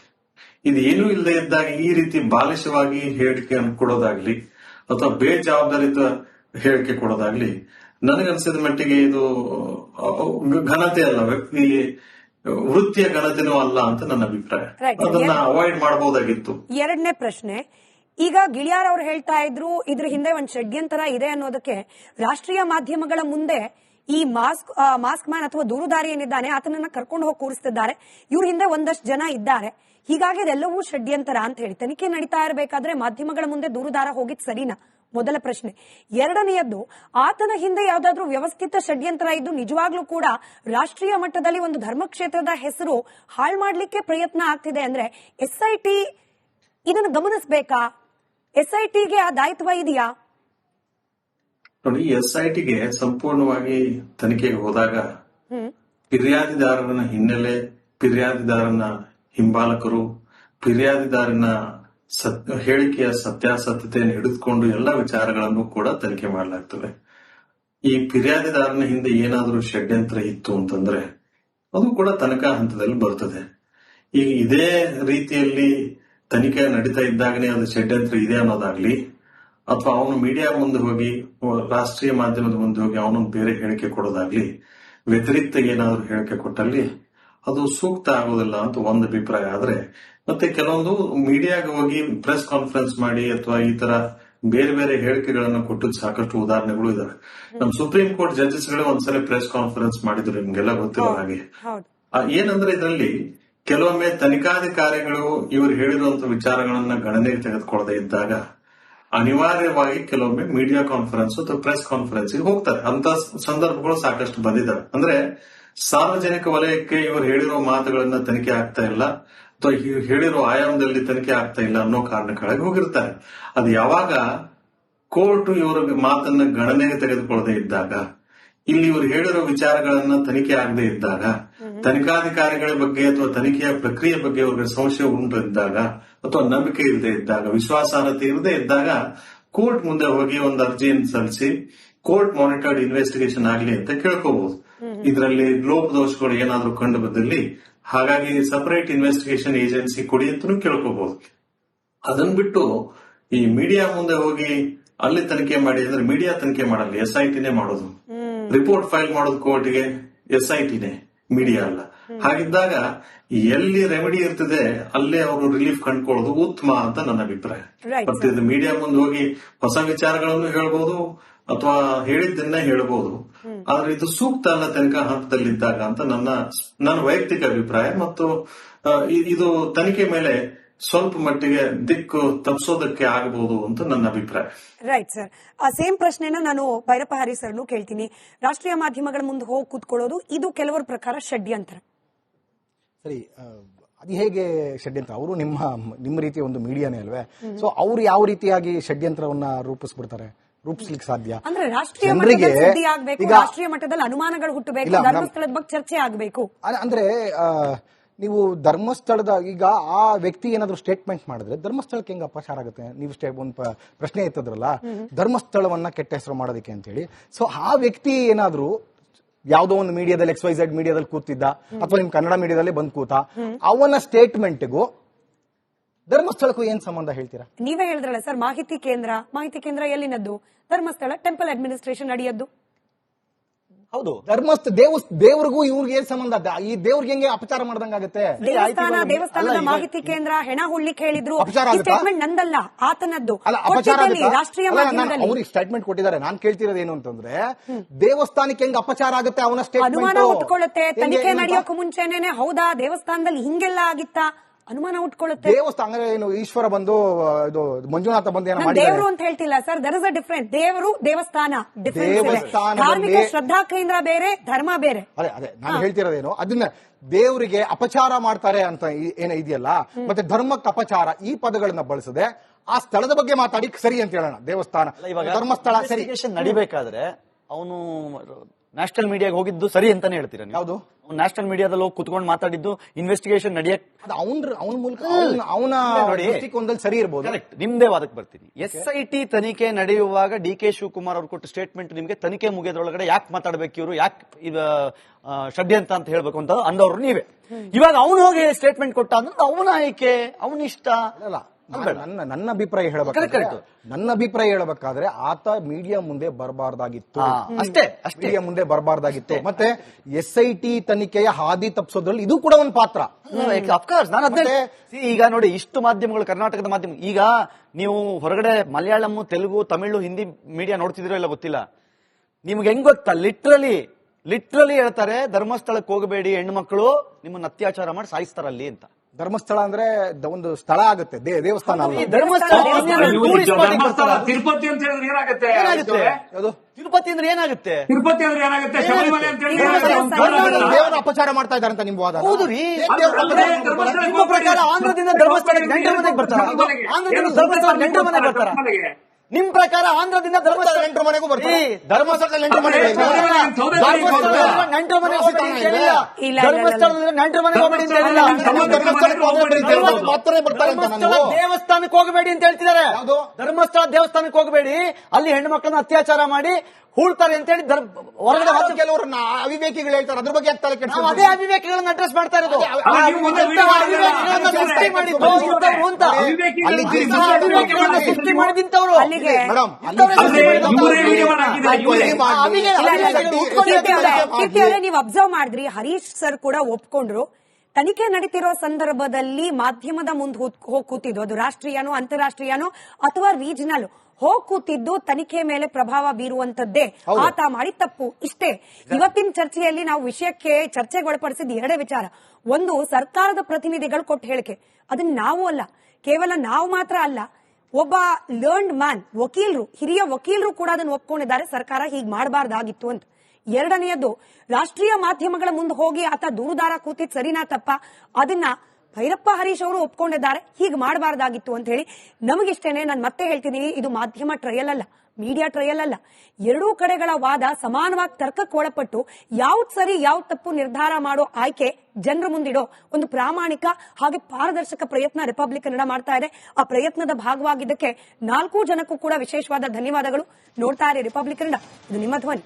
ಆರೋಗ್ಯ ಹಾಗೂ ನ್ಯೂಟ್ರಿಷನ್ ಸಿಗುತ್ತೆ, ನೋಡಿ ಬಾಡಿ ಸ್ಟ್ರಾಂಗ್ ಆಗುತ್ತೆ, ಸ್ವಲ್ಪ ತಿಂದು ಹಸಿವು ನಿಗುತ್ತೆ, ಡೈಜೆಷನ್ಗೆ ಇಲ್ಲ ಅಪಾಯ. MDH ಸೋಯಾಟಿ ಅಸಲಿ ಪ್ರೋಟೀನ್. MDH